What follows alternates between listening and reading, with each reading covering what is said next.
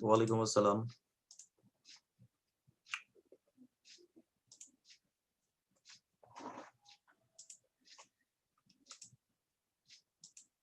ওকে। আচ্ছা, আচ্ছা আমার হচ্ছে জ্বর, যে কারণে হচ্ছে খুব বেশি ভালো নাই।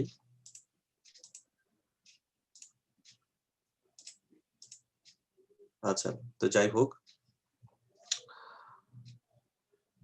এখানের মধ্যে রেদওয়ান লিখছো যে তোমার ভয়ে আছো। পরীক্ষা নিয়ে অনেক ভয়ে আছো।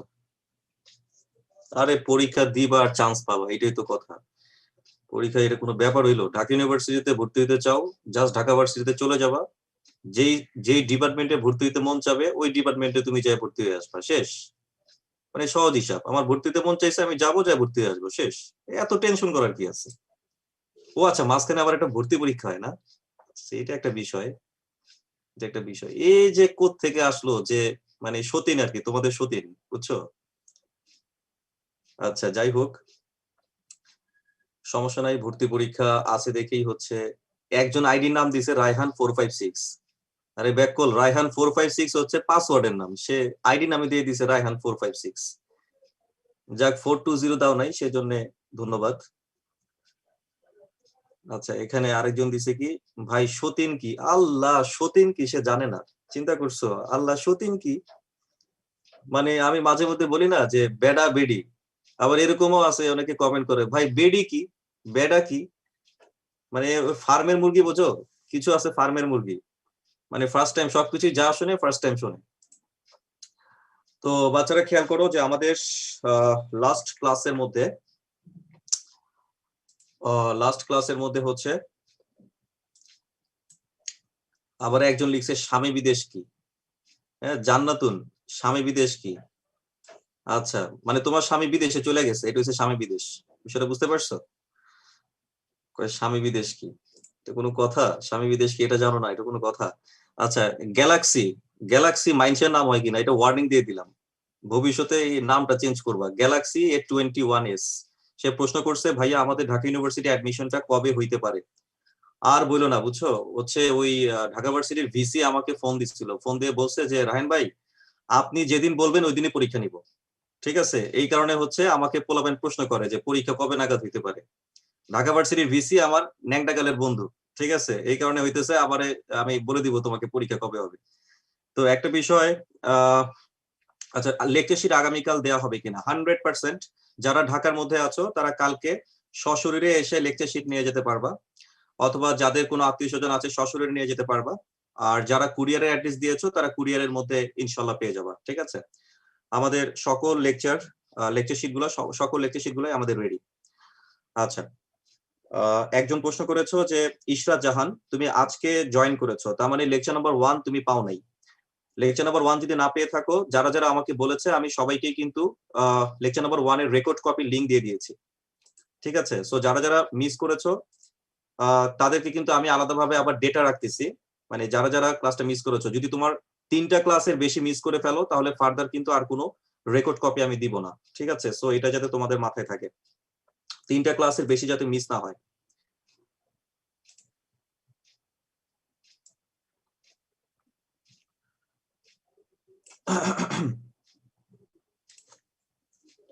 Excuse me.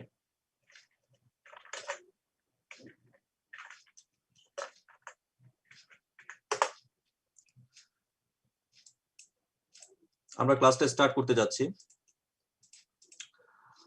তোমরা সবাই খেয়াল করেছো নিশ্চয়ই, আজকে ক্লাসটাও আমি রেকর্ড রাখছি। আমি প্রতিটা ক্লাসে রেকর্ড রাখবো, প্রত্যেকটা ক্লাসে রেকর্ড রাখবো।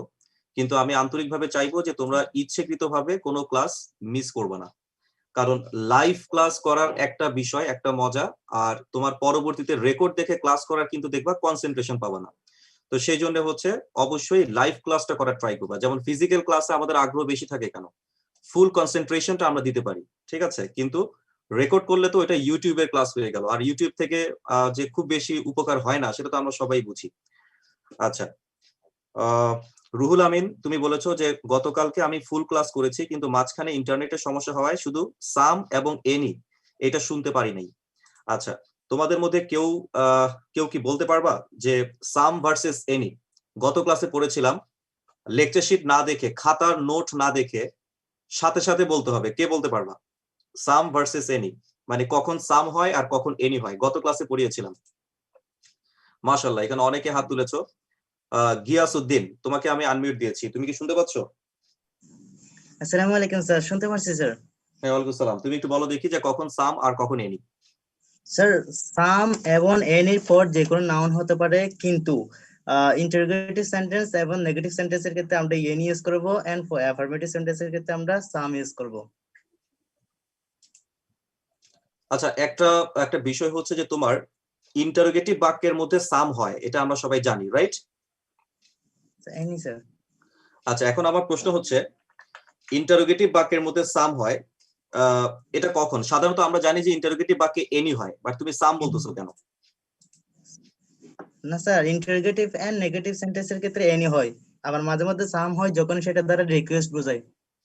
অসাধারণ, অসাধারণ, থ্যাংক ইউ ভেরি মাচ। তার মানে আশা করা যায় যে রুহুল আমিন, তুমি বোধহয় তোমার সহপাঠীদের আলোচনা শুনে বুঝতে পেরেছো যে কখন সাম হবে আর কখন এনি হবে। আচ্ছা, তো যাই হোক, আমরা তাহলে আজকের ক্লাসটা একটু দেখবো। একটু মিউটে চলে যাই সবাই। গিয়াসউদ্দিন, আমি একটু মিউট দিয়ে দিলাম তোমাকে। আচ্ছা, এক্সকিউজ মি।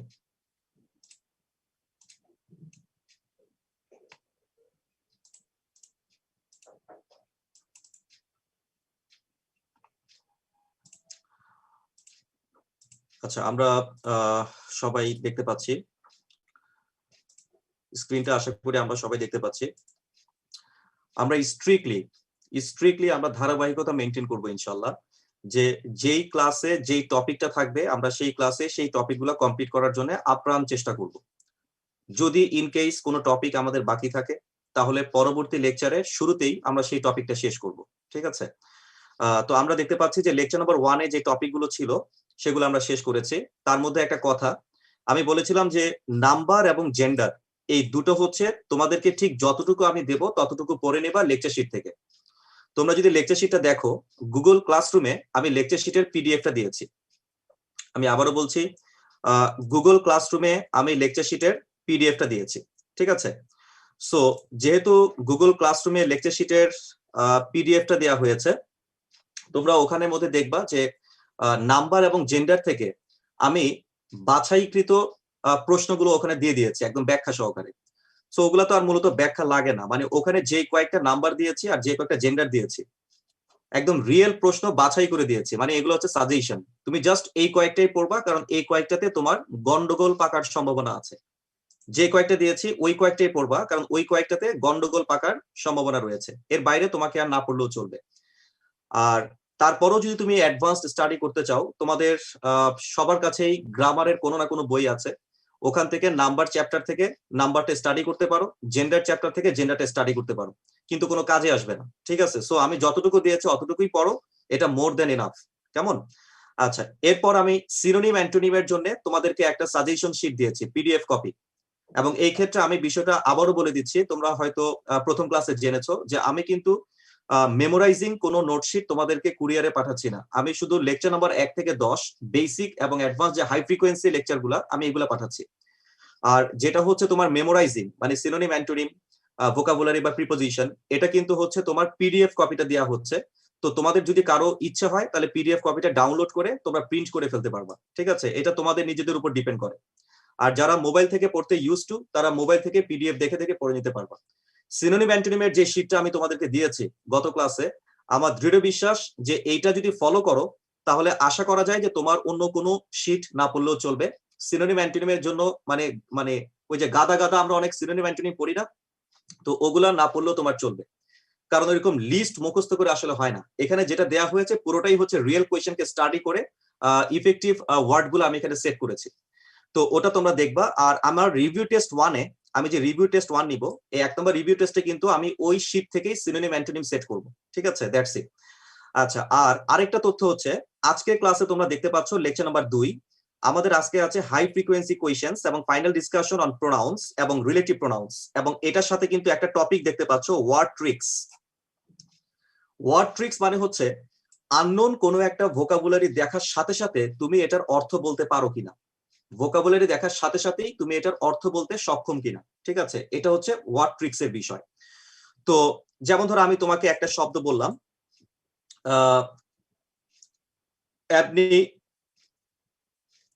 অ্যাবনিগেশন, একটা শব্দ বললাম অ্যাবনিগেশন, এক্সকিউজ মি, এখানে পার্টিসিপেন্ট আমি একটু অ্যাডমিট দিয়ে দিই।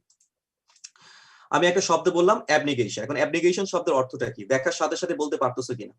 তারপর অ্যাম্বিডেক্সট্রাস, অ্যাম্বিডেক্সট্রাস শব্দের অর্থটা দেখার সাথে সাথে তুমি বলতে পারতেছো কিনা? তো অর্থ অনুমান করার পদ্ধতি, মানে আমি জানি না বাট আমি অনুমান করে বলতে পারবো যে এটার অর্থটা কি হতে পারে, এটাকে আমরা বলছি যে এটা ওয়ার্ড ট্রিক্স। এটা আজকে ক্লাসে আমি তোমাদেরকে ধারণা দিব এবং এটার উপর একটা লেকচারের পিডিএফ কপিও আমি তোমাদেরকে দিয়ে দিব। এটা হচ্ছে অতিরিক্ত শীট, এই যে ওয়ার্ড ট্রিক্স যেটা, এটা অতিরিক্ত শীট, তোমার কাজে আসতে পারে। আচ্ছা, তাহলে আমরা শুরুতেই আমি তোমাদেরকে একটু দেখাই। এটা হচ্ছে আমাদের লেকচার নাম্বার 2। এটার হার্ড কপি যাওয়ার আগ পর্যন্ত আমি প্রত্যেকটা লেকচারের পিডিএফ কপি গুগল ক্লাসরুমের মধ্যে দিয়ে দিব, ঠিক আছে? প্রত্যেকটার পিডিএফ কপি গুগল ক্লাসরুমের মধ্যে দেয়া থাকবে। তো এই যে এটা, ঠিক আছে, অর্থাৎ হার্ড কপি তোমাদের কুরিয়ারে তোমরা যদি বুঝে না পাও তার আগ পর্যন্ত তুমি এটা দেখবা। হয়তো একদিন বা 2 দিন হয়তো ডিলে হইতে পারে, বাট সেই 1-2 দিন পর্যন্ত আমরা এই পিডিএফ কপিগুলো আমরা একটু স্টাডি করব, ঠিক আছে?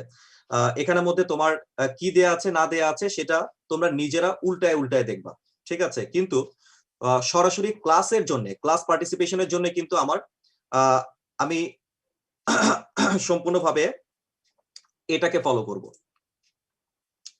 অর্থাৎ পুরো ক্লাসটা বোঝানোর জন্য আমরা একটা ওয়ার্কশিট ফলো করব, কারণ আমি ঠিক যে প্যাটার্নে আমি তোমাদেরকে পড়াচ্ছি ওই প্যাটার্নটাই আমি অনুসরণ করব প্রতিটা ক্লাসে। অর্থাৎ তুমি দেখবে এখানে হাই ফ্রিকোয়েন্সি কোয়েশ্চেন্স বলতে যেই টাইপের কোয়েশ্চেন্স গুলা তোমরা এমসিকিউ পরীক্ষার মধ্যে পাবা, সেই টাইপের প্রশ্নগুলাই কিন্তু আমি এখানের মধ্যে সেট করেছি। আর এক একটা প্রশ্ন মূলত এক একটা কনসেপ্ট থেকে আসা, এক একটা রুল থেকে আসা। তার মানে প্রশ্নগুলা বোঝার মানে হচ্ছে আমরা রুলগুলা বুঝতে পারবো, ঠিক আছে? প্রশ্ন বোঝার মানে হচ্ছে আমরা রুলগুলা বুঝতে পারবো। তো প্রোনাউন থেকে তুমি যা কিছু পড়বা এই সবকিছু কিন্তু এই কয়েকটা প্রশ্নের মধ্যে কভার দিচ্ছে।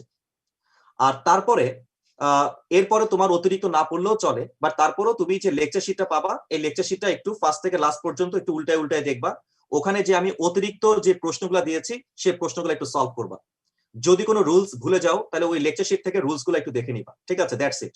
কারণ কিন্তু নতুন করে আর কোনো কিছু পড়ার কিন্তু এখন সময় নাই। এখন যে কাজটা করতে হবে একদম টু দা পয়েন্টে কনসেপ্টটা বুঝে নিতে হবে। তো আশা করি আমি তোমাদেরকে বুঝাতে পেরেছি। তাহলে ফার্স্টে আমরা চলে আসি হচ্ছে প্রোনাউনের বেসিক অংশের যেই বিষয়গুলো আমাদের জানার প্রয়োজন, এটা দুটো পার্টে আমি ভাগ করেছি। নাম্বার 1 হচ্ছে প্রোনাউন, আর নাম্বার 2 হচ্ছে প্রোনাউনেরই একটা পার্ট রিলেটিভ প্রোনাউন, ঠিক আছে? দুই ভাগে আমি এটাকে ভাগ করেছি। তো প্রথমে আমরা এই high frequency questions on pronoun থেকে আমরা দেখতে পাচ্ছি যে এখানে আমি সেট করেছি 33টা প্রশ্ন। এই 33টা প্রশ্নের সবগুলাই কিন্তু আজকের ক্লাসে আমাদেরকে সলভ করতে হবে। আর তারপরেই দেখো রিলেটিভ প্রোনাউন্স, এই রিলেটিভ প্রোনাউন্স অংশ থেকে আমি এখানে মাত্র 8টা প্রশ্ন সেট করেছি। আর এই 8টা প্রশ্ন আমরা যারা ঠিক মতো বুঝে সলভ করতে পারবো, রিলেটিভ প্রোনাউনের যে কোনো কোয়েশ্চেন তুমি সলভ করতে সক্ষম হবা, ঠিক আছে? আচ্ছা, তাহলে আমরা শুরুতে একটু বেসিক ওভারভিউ নিয়ে নিই। সাধারণত আমরা একটা ওভারভিউ নিব, সেটা হচ্ছে তোমরা এই যে দেখো যত প্রোনাউন আছে আমরা সবাই জানি যে প্রোনাউন কাকে বলে। নাউনের পরিবর্তে যেটা বসে সেটাই তো প্রোনাউন। তো এই প্রোনাউনকে দেখো কয়েকটা ভাগে ভাগ করা হয়েছে, যেগুলা হচ্ছে আমরা ছোটবেলায় আমরা জেনে আসছি। যেমন পার্সোনাল প্রোনাউন, পার্সন রিলেটেড যা কিছু, reflexive pronoun, demonstrative, interrogative, relative, distributive, indefinite এবং রেসিপ্রোকাল, ঠিক আছে? তো এক একটা প্রোনাউনের কাজ এক এক রকম। পার্সোনাল প্রোনাউনের কাজ একরকম, রিফ্লেক্সিভের কাজ আরেক রকম, ডিস্ট্রিবিউটিভের কাজ আরেক রকম, এক একটা প্রোনাউনের কাজ এক এক রকম। তো পরীক্ষায় সাধারণত যে কয়েকটা প্রোনাউন থেকে তুমি প্রশ্ন ফেস করবা এর মধ্যে প্রথমেই থাকবে পার্সোনাল প্রোনাউন, এরপরেই যেটা থাকে রিলেটিভ প্রোনাউন, তারপরে ডিস্ট্রিবিউটিভ এবং ইনডিফিনিট, এখান থেকেও প্রশ্ন হয়। তার মানে এই কয়েকটা প্রোনাউন থেকে প্রশ্ন আসার সম্ভাবনা শতভাগ, মানে 100%। এই কয়েকটা টপিক থেকে প্রশ্ন আসার সম্ভাবনা 100%। বিষয়টা বুঝতে পেরেছো? আচ্ছা, তো প্রথমেই আমরা যে কাজটা করব সেটা হচ্ছে আমরা পার্সোনাল প্রোনাউন যেটা, আমরা এই পার্সোনাল প্রোনাউনটাকে আমরা একটু স্টাডি করব, ঠিক আছে? পার্সোনাল প্রোনাউন বা আমরা এই সবগুলোকে নিয়ে আমরা একটু কাজ করব। তো তো এর মধ্যে প্রথম যে বিষয়টা, এই যে রিলেটিভ প্রোনাউন যেটা দেখতে পাচ্ছ, এটা কিন্তু আমি আলাদাভাবে তোমাদেরকে বুঝাচ্ছি, আলাদা। অর্থাৎ রিলেটিভটা সবচেয়ে গুরুত্বপূর্ণ। মানে এটাকে যদি আমি বলি যে এটা হচ্ছে তোমার 4 স্টার, রিলেটিভ প্রোনাউনটাকে যদি আমি স্টার মার্ক করি 1 2 3 4, এটা 4 স্টার, ঠিক আছে। আর বাকি যেগুলো দেখতে পাচ্ছ, পার্সোনাল প্রোনাউন এটা ট্রিপল স্টার, তারপর ডিস্ট্রিবিউটিভ এটা ডাবল স্টার, ইনডিফিনিট এটাও ডাবল স্টার, ঠিক আছে। সো এই প্রত্যেকটা আমাদেরকে একটু বুঝে নিতে হবে, যেগুলোর মধ্যে স্টার আছে। আর যেগুলোতে স্টার নাই সেগুলো মোটামুটি ধারণা রাখলেই কিন্তু চলবে। আচ্ছা ফাইন।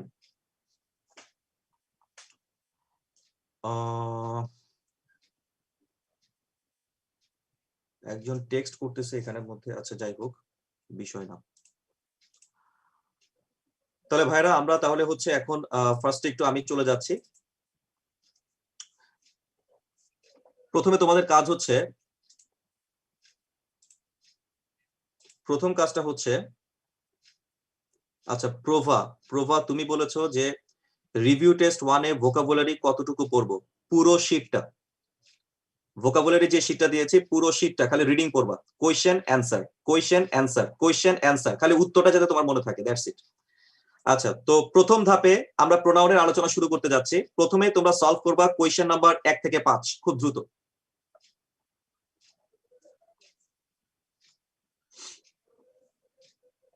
এক থেকে 5 না, 1 থেকে 4 পর্যন্ত করো, 1 থেকে 4, মানে প্রথম 4টা প্রশ্ন একটু সলভ করো।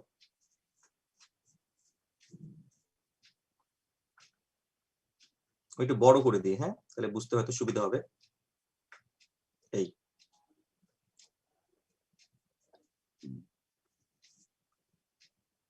1 থেকে 4।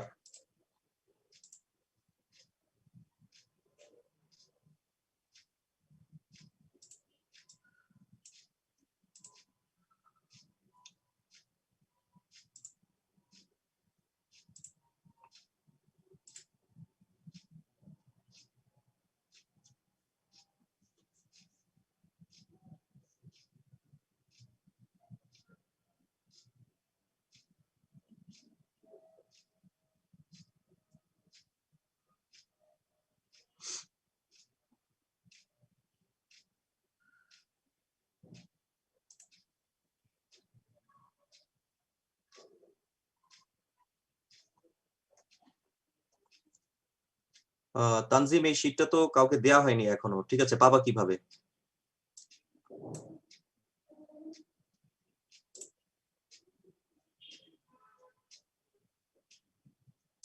আচ্ছা, আমি দেখতে পাচ্ছি অলরেডি 2 জনের হয়ে গেছে, শুভ আলামিন 2 জনের হয়ে গেছে।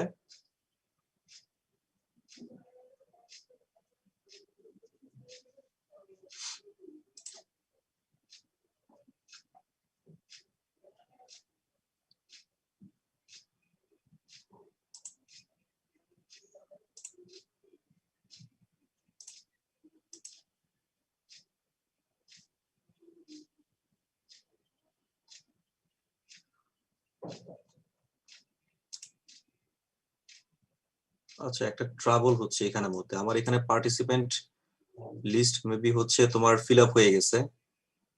আমরা দেখতে পাচ্ছি আমার এখানে ক্যাপাসিটি হচ্ছে 100 এবং 100 এখানে ফিল আপ হয়ে গেছে অলরেডি। সো এর বেশি তো এখানে আসার কথা না।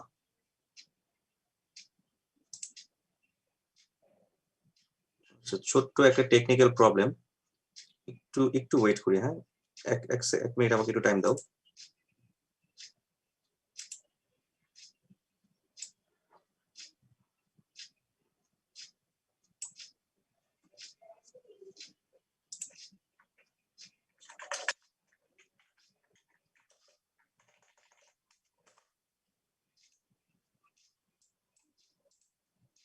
এক মিনিট।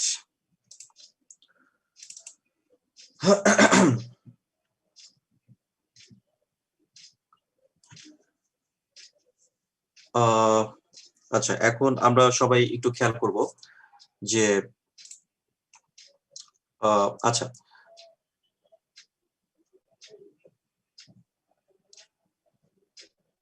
আচ্ছা হুট করে বের হয়ে গেছো এনায়েতুল্লাহ, কিন্তু না পারো আসতে ক্লাস থেকে বের হওয়া যাবে না, কারণ আমাদের এখানের মধ্যে প্রতিটা ব্যাচে আমার পার্টিসিপেন্ট লিস্ট থাকে হচ্ছে 100, এখানে 100 হয়ে গেছে।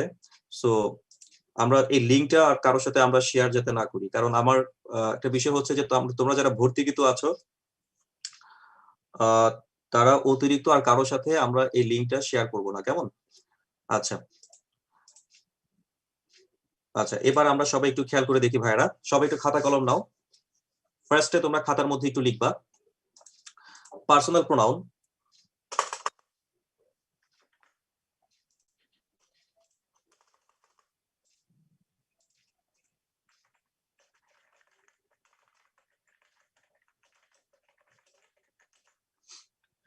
আচ্ছা, পার্সোনাল প্রোনাউন মানে হচ্ছে পার্সনকে বোঝানোর জন্য যে প্রোনাউন গুলা ব্যবহার করা হয় তারাই হচ্ছে পার্সোনাল প্রোনাউন।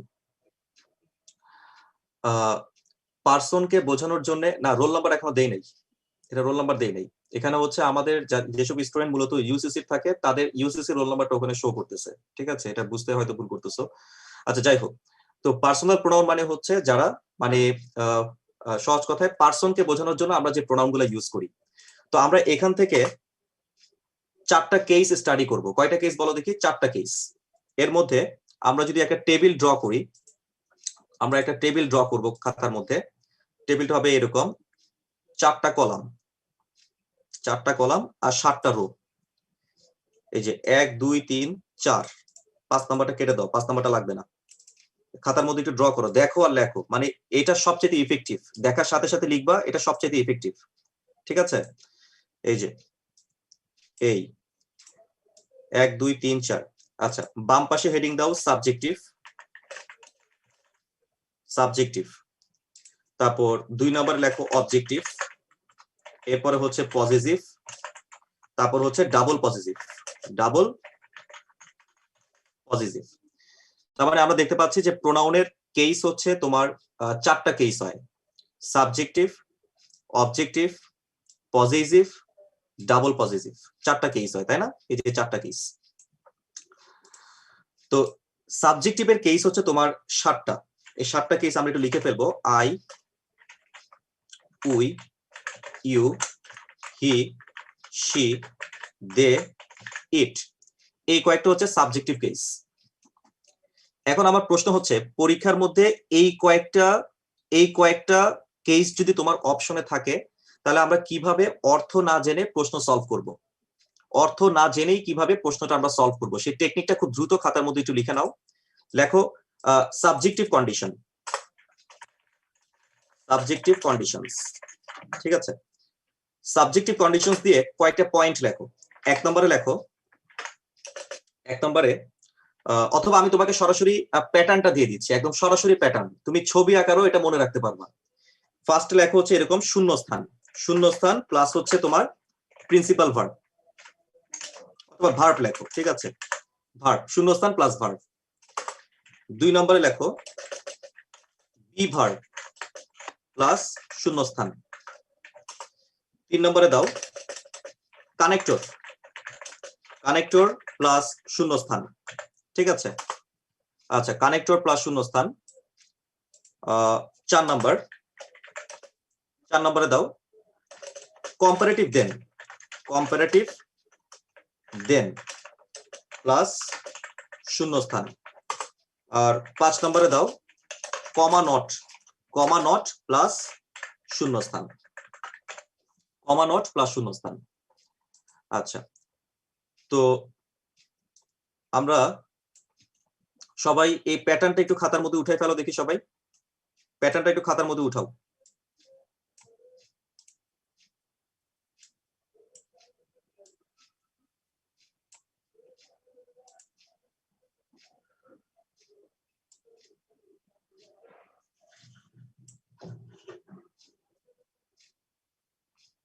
আশা করি আমরা সবাই খাতার মধ্যে এটা উঠিয়েছি। এবার আমরা সবাই একটু খেয়াল করব, দেখো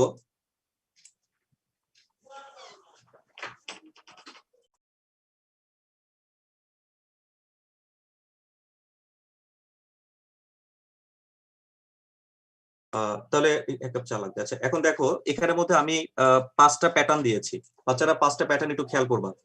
প্রথম প্যাটার্নটা হচ্ছে ভার্বের ঠিক আগে যদি শূন্যস্থান থাকে ভার্বের আগে শূন্যস্থান, তাহলে ওই 7টা প্রোনাউনের যে কোনো একটা বসাবা।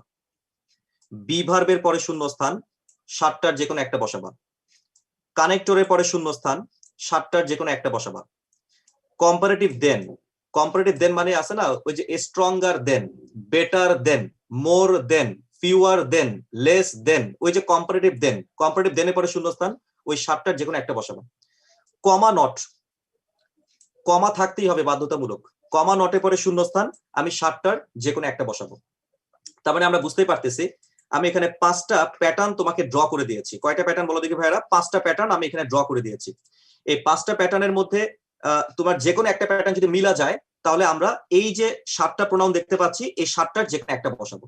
ঠিক আছে, এখন এটা একটু মুখস্থ করে ফেলো দেখি, দেখে দেখে একটু মুখস্থ করে ফেলো। কি কি বললাম বলো তো?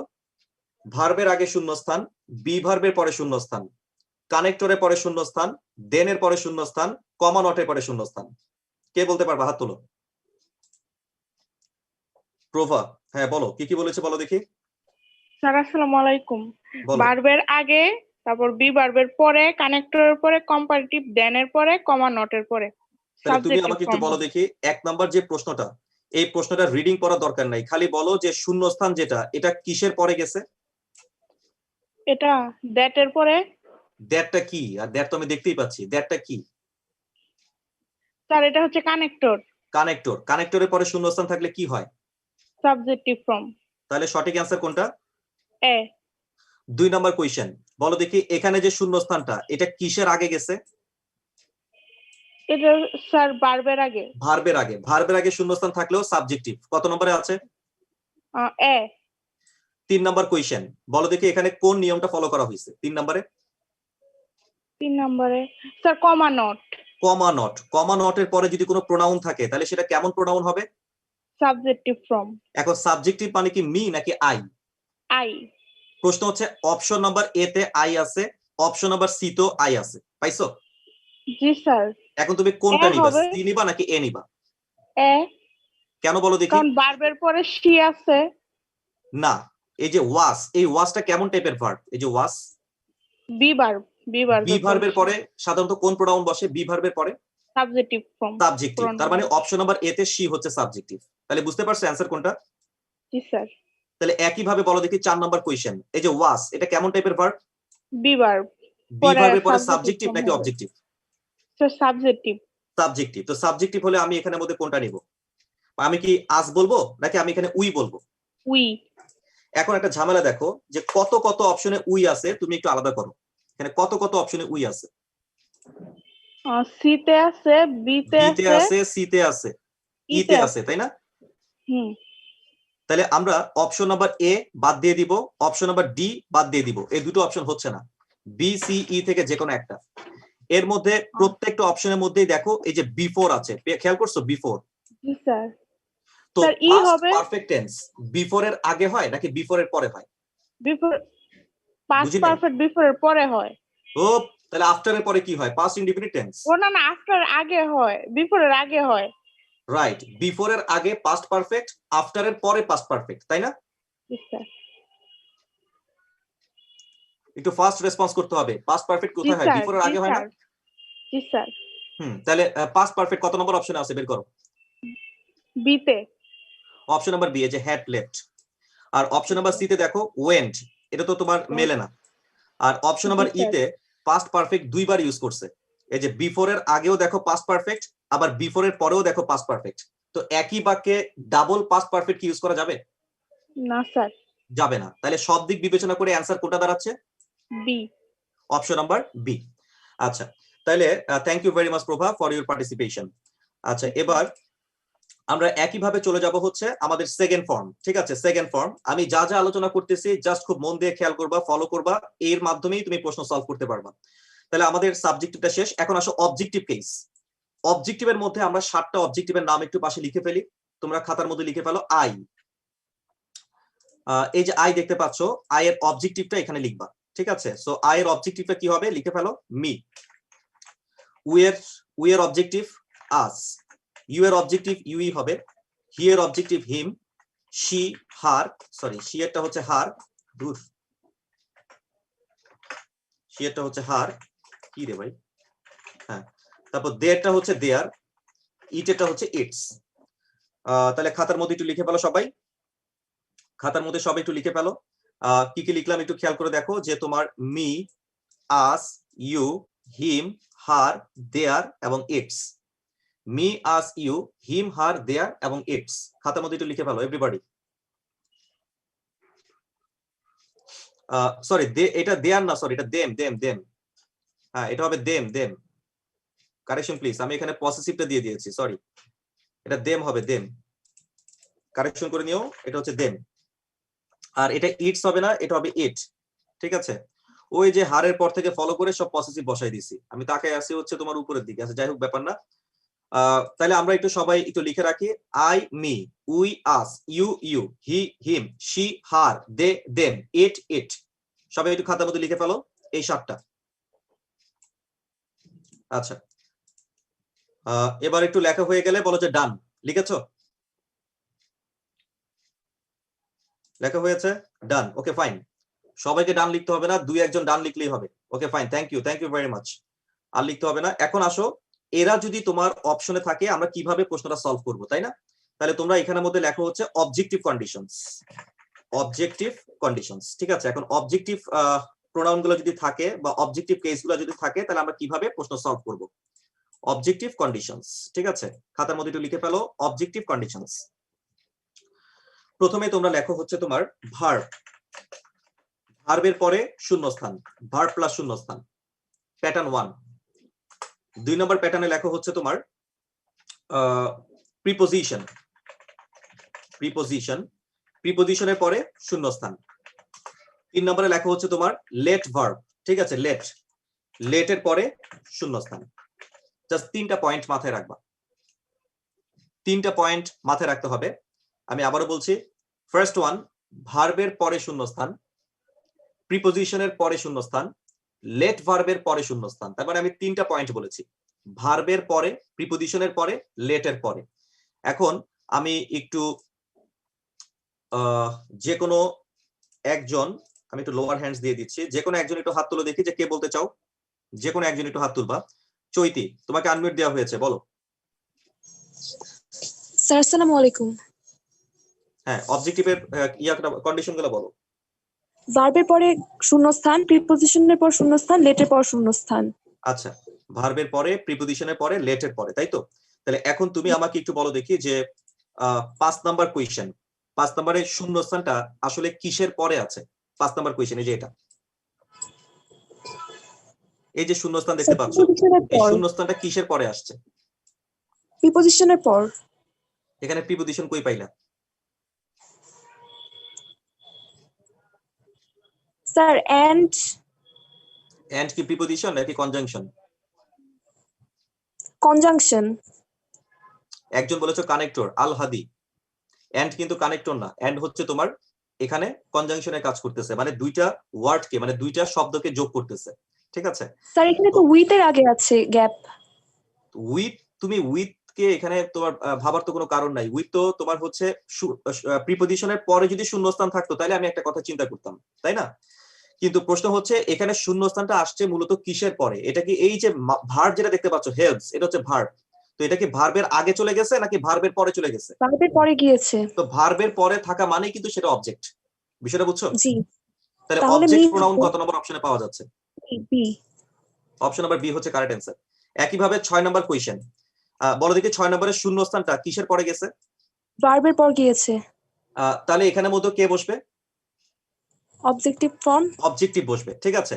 তো অবজেক্টিভ কত নম্বর অপশনের মধ্যে আছে বলো দেখি? We me, C number option. Option number, এই উই কি তোমার অবজেক্টিভ? না স্যার, ডি নাম্বার, আস আর মি। আচ্ছা, তাহলে অপশন নাম্বার বি তে আছে হচ্ছে অবজেক্টিভ, অপশন নাম্বার ডি তে আছে হচ্ছে অবজেক্টিভ, তাই না? হুম। এখন আমার প্রশ্ন, সেকেন্ড শূন্যস্থান, সেকেন্ড শূন্যস্থানটা গেছে মূলত কিসের পরে? দেখো এই যে for the accident specially you and dash, you and dash. আচ্ছা, এখন এখানের মধ্যে আমি এই যে পরে যে শূন্যস্থানটা, এটাও তো মূলত ভার্বকে ফলো করেই আসছে, এটা আবার প্রিপোজিশনকেও ফলো করে আসছে। তাহলে আমরা এখানের মধ্যে ডেফিনেটলি ভার্বের পরে বা প্রিপোজিশনের পরে আমরা তো সাবজেক্টিভ নেব না, কাকে নেব বলো দেখি? অবজেক্টিভ নেব না? জি। তাহলে অ্যান্সার কোনটা দাঁড়াচ্ছে, বি নাকি D? D. Option number D হচ্ছে কারেক্ট অ্যান্সার। তুমি কি বুঝে বলতেছো নাকি না বুঝে বলতেছো? স্যার বুঝে বলতেছি। 7 নম্বর কোয়েশ্চেন, 7 নম্বরের মধ্যে একটু বলবা আমাকে। আচ্ছা, 5 এবং 6 এর মধ্যে একটা ডিফারেন্স খেয়াল করো। তুমি 5 নাম্বারটা দেখার সাথে সাথে বুঝতে পারো নাই। কেন পারো নাই? কারণ এখানে এই যে ভার্বের পরে কিন্তু একটা শব্দ চলে আসছে, মাই ওয়াইফ, খেয়াল করছো? জি। কিন্তু 6 নম্বরে দেখো, তুমি এটা দেখার সাথে সাথে বুঝতে পারছো, কারণ এখানে এই যে ভার্বের পরে কিন্তু কোনো শব্দ নাই। তার মানে জি প্রশ্ন স্যার। দুটো প্যাটার্নে থাকতে পারে, দুইটা প্যাটার্নে প্রশ্ন হতে পারে, যে ভার্বের পরে একটা শব্দ তারপরে শূন্যস্থান, অথবা ভার্বের পরে সরাসরি শূন্যস্থান। তো যেভাবেই থাকুক না কেন, ভার্বের পরে যদি যায় তাহলে সেটা কিন্তু অবজেক্টই হবে। বিষয়টা বুঝতে পেরেছো? Yes sir. তাহলে এখন আমাকে বলো 7 নাম্বার কোয়েশ্চেন, এখানে স্টার্টিং শব্দটা কি দেয়া আছে? লেট। লেটের পরে যেন কি হয়? লেটের পর হচ্ছে অবজেক্টিভ ফর্ম। কত নম্বর অপশনে আছে? B. That's the correct answer. এবার 8 নাম্বার কোয়েশ্চেন, 8 নাম্বার প্রশ্নটা শূন্যস্থানের দিকে তাকাও। শূন্যস্থান, এই যে শূন্যস্থান, বলো দেখি শূন্যস্থানটা কার পরে বসছে? কোন ডেট? ভার্বের পর। ভার্বের পরে শূন্যস্থানে যেন কে বসে? হিম বসবে। Objective form. অবজেক্টিভ। কত নম্বর অপশনে আছে? সি। বুঝি নাই। C number option. আচ্ছা, অপশন নাম্বার ডি তেও কিন্তু দেখো হিম আছে, অপশন নাম্বার সি তেও তোমার হিম আছে, আছে না? জি স্যার, কিন্তু টু যে আছে। এক্স্যাক্টলি, এই 2 থাকার কারণে অপশন নাম্বার ডি টা হচ্ছে না, সঠিক উত্তর হচ্ছে অপশন নাম্বার সি।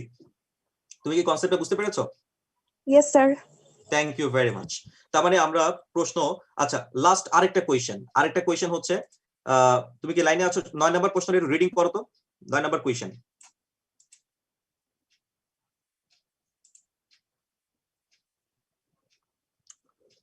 চৈতি, 9 নাম্বার প্রশ্নটা একটু রিডিং পড়বা, ফার্স্ট টু লাস্ট।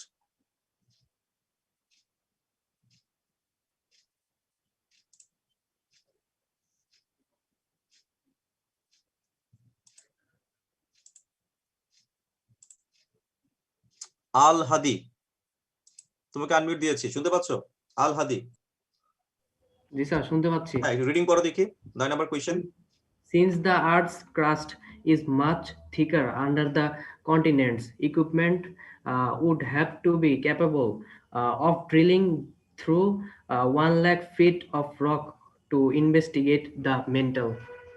আচ্ছা, তাহলে এত বিশাল বড় একটা সেন্টেন্স পড়তে পড়তে তো আমাদের অনেক সময় চলে যাওয়ার কথা, তাই না? কিন্তু স্যার। আমরা যদি তোমার অপশনের দিকে তাকাই, দেখো এখানে শূন্যস্থানটার দিকে তুমি একটু তাকাও, তুমি শূন্যস্থানের আগের শব্দ দেখে তুমি কিছু বুঝতে পারবে না। যখন শূন্যস্থানের আগেরটা দেখে কিছু বুঝবা না, তখন অপশনের দিকে তাকাবা। দেখো প্রত্যেকটা অপশনের মধ্যে কিন্তু বেনেথ বলে একটা শব্দ আছে, বেনেথ, খেয়াল করছো? জি স্যার। এই বেনেথ হচ্ছে মূলত একটা প্রিপোজিশন। বেনেথ শব্দের অর্থ নিচে, আন্ডার বা বিলো শব্দের অর্থ কিন্তু নিচে। জি তার স্যার। মানে এটা কিন্তু মূলত একটা প্রিপোজিশন। তো জি স্যার। প্রিপোজিশনের পরে যদি শূন্যস্থান হয়, বা প্রিপোজিশনের পরে যেন কে বসে? সাবজেক্টিভ নাকি অবজেক্টিভ? অবজেক্টিভ। অবজেক্টিভ। তাহলে এখানে কত নম্বর অপশনে অবজেক্টিভ কেস আছে বলো? Sir A. Option number A হচ্ছে কারেক্ট অ্যান্সার। তাহলে জি স্যার। একইভাবে ইয়াকুব, সরি তোমার নাম কি জানো? আল হাদি। হ্যাঁ, আল হাদি, 10 নম্বরটা একটু বলো দেখি। 10 নম্বরে শূন্যস্থানের আগের শব্দ কোনটা দেয়া আছে? Sir preposition. তাহলে অ্যান্সার কোনটা হতে পারে বলো? স্যার এটা হবে হোম। হু হচ্ছে সাবজেক্টিভ আর হোম হচ্ছে অবজেক্টিভ, বুঝতে পারছো? তাহলে অ্যান্সার কোনটা? হোম। হোম। আচ্ছা, একইভাবে 11 নম্বর কোয়েশ্চেন, বলো দেখি 11 নম্বরের শূন্যস্থানে, এই যে শূন্যস্থানটা যেটা দেখতে পাচ্ছ, এটা মূলত কাকে ফলো করে আসছে বলো দেখি? স্যার বিটুইন আছে এই জায়গায়, এটা হচ্ছে প্রিপোজিশন, তো এই জায়গায় রাইট। তো প্রিপোজিশনের পরে যদি কোনো শব্দ থাকে তাহলে সেটা কি হয়? স্যার ইউ এন্ড মি হবে স্যার এই জায়গায়। Very good. কত নম্বর অপশনে আছে? ডি। অপশন নাম্বার ডি তে আছে, এবং দেখো এটা ঢাকা ইউনিভার্সিটি কোয়েশ্চেন ছিল। আচ্ছা, এরপর দেখো 12 নম্বর কোয়েশ্চেন। 12 নম্বরে অপশনের দিকে তাকাও, প্রত্যেকটা অপশনের দিকে তাকাও। এই যে except, except, except, except, except কিন্তু মূলত একটা প্রিপোজিশন। জি স্যার। তাহলে আমাকে বলো দেখি, এক্সেপ্ট যেহেতু প্রিপোজিশন, প্রিপোজিশনের পরে কে বসবে? Sir object. কত নম্বর অপশনে অবজেক্টিভ প্রোনাউন আছে? স্যার এ এবং ডি। অপশন নাম্বার এ তে আছে আর অপশন নাম্বার ডি তে আছে। এখন তুমি কোনটা নিবা আর কোনটা বাদ দিবা? স্যার ডি বাদ দিব স্যার। কারণ এখানে এক্সেপ্ট এর সাথে আবার কি লাগাই দিছে? আইএনজি। আইএনজি, কারণ এক্সেপ্ট এর সাথে কখনো আইএনজি হয় না, ঠিক আছে? এক্সেপ্ট, এক্সেপ্টই থাকবে। তাহলে সঠিক উত্তর কোনটা দাঁড়াচ্ছে? Sir A. Thank you very much. তাহলে আশা করা যায় যে আমরা অবজেক্টিভ প্রোনাউন থেকে যদি কোনো প্রশ্ন আসে, আমরা এই প্যাটার্নেই প্রশ্নগুলো পাবো ইনশাআল্লাহ, আমরা সেগুলো পারফেক্টলি সলভ করতে পারবো। আচ্ছা, এবার আমরা চলে যাচ্ছি আমাদের পরবর্তী কনসেপ্টে, পজেসিভ। পজেসিভ গুলাকে আসলে প্রোনাউন বলা হয় না, পজিটিভ কেসগুলোকে আসলে অ্যাডজেক্টিভ বলা হয়, যেহেতু এদের পরে সাধারণত নাউন থাকে এবং এটা একটু গুরুত্বপূর্ণ। তো পজিটিভের জন্য আগে আমরা কেসগুলো লিখে ফেলি, যে আই, মি, মাই। মাই হচ্ছে তোমার positive, we, us, our, our positive, your positive, he, him, his possessive, she, her possessive, they, them, their possessive, its possessive। ঠিক আছে, একটু লিখে ফেলো এভরিবডি, সবাই একটু লিখে ফেলো। আচ্ছা, লেখার পরে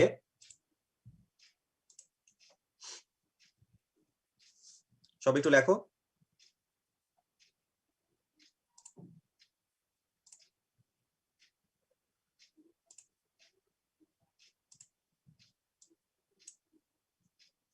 আচ্ছা, লেখা হয়েছে কি? ডান, ওকে, ফাইন ফাইন ফাইন, লেখা হয়ে গেছে।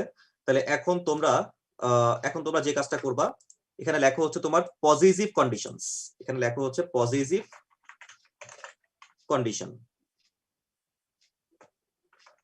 অর্থাৎ পজিটিভ কেসগুলো যদি থাকে তাহলে কিভাবে প্রশ্নটা সলভ করবা, পজিটিভ কন্ডিশনস। ঠিক আছে, এই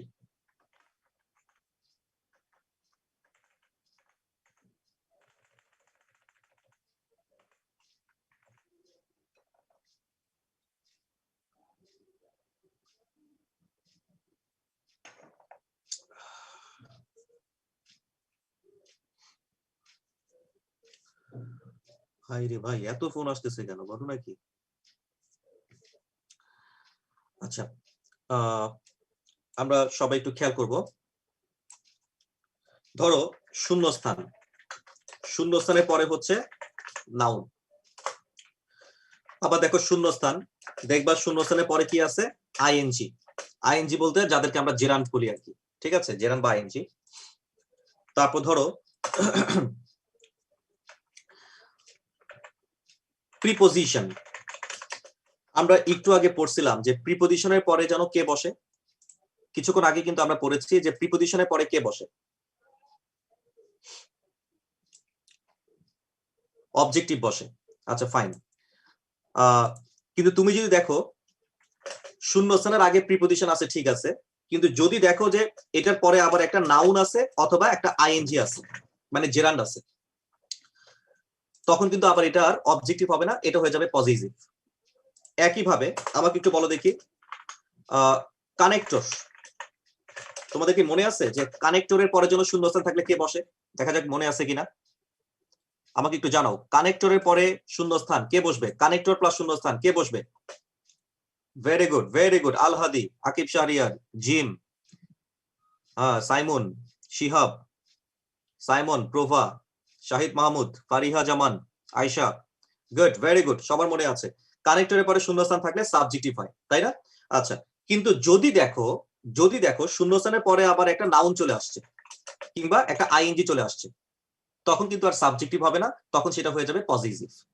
বুঝতে পারছো বিষয়টা? তার মানে আগে প্রিপোজিশন পরে নাউন, মাঝখানে possessive pronoun.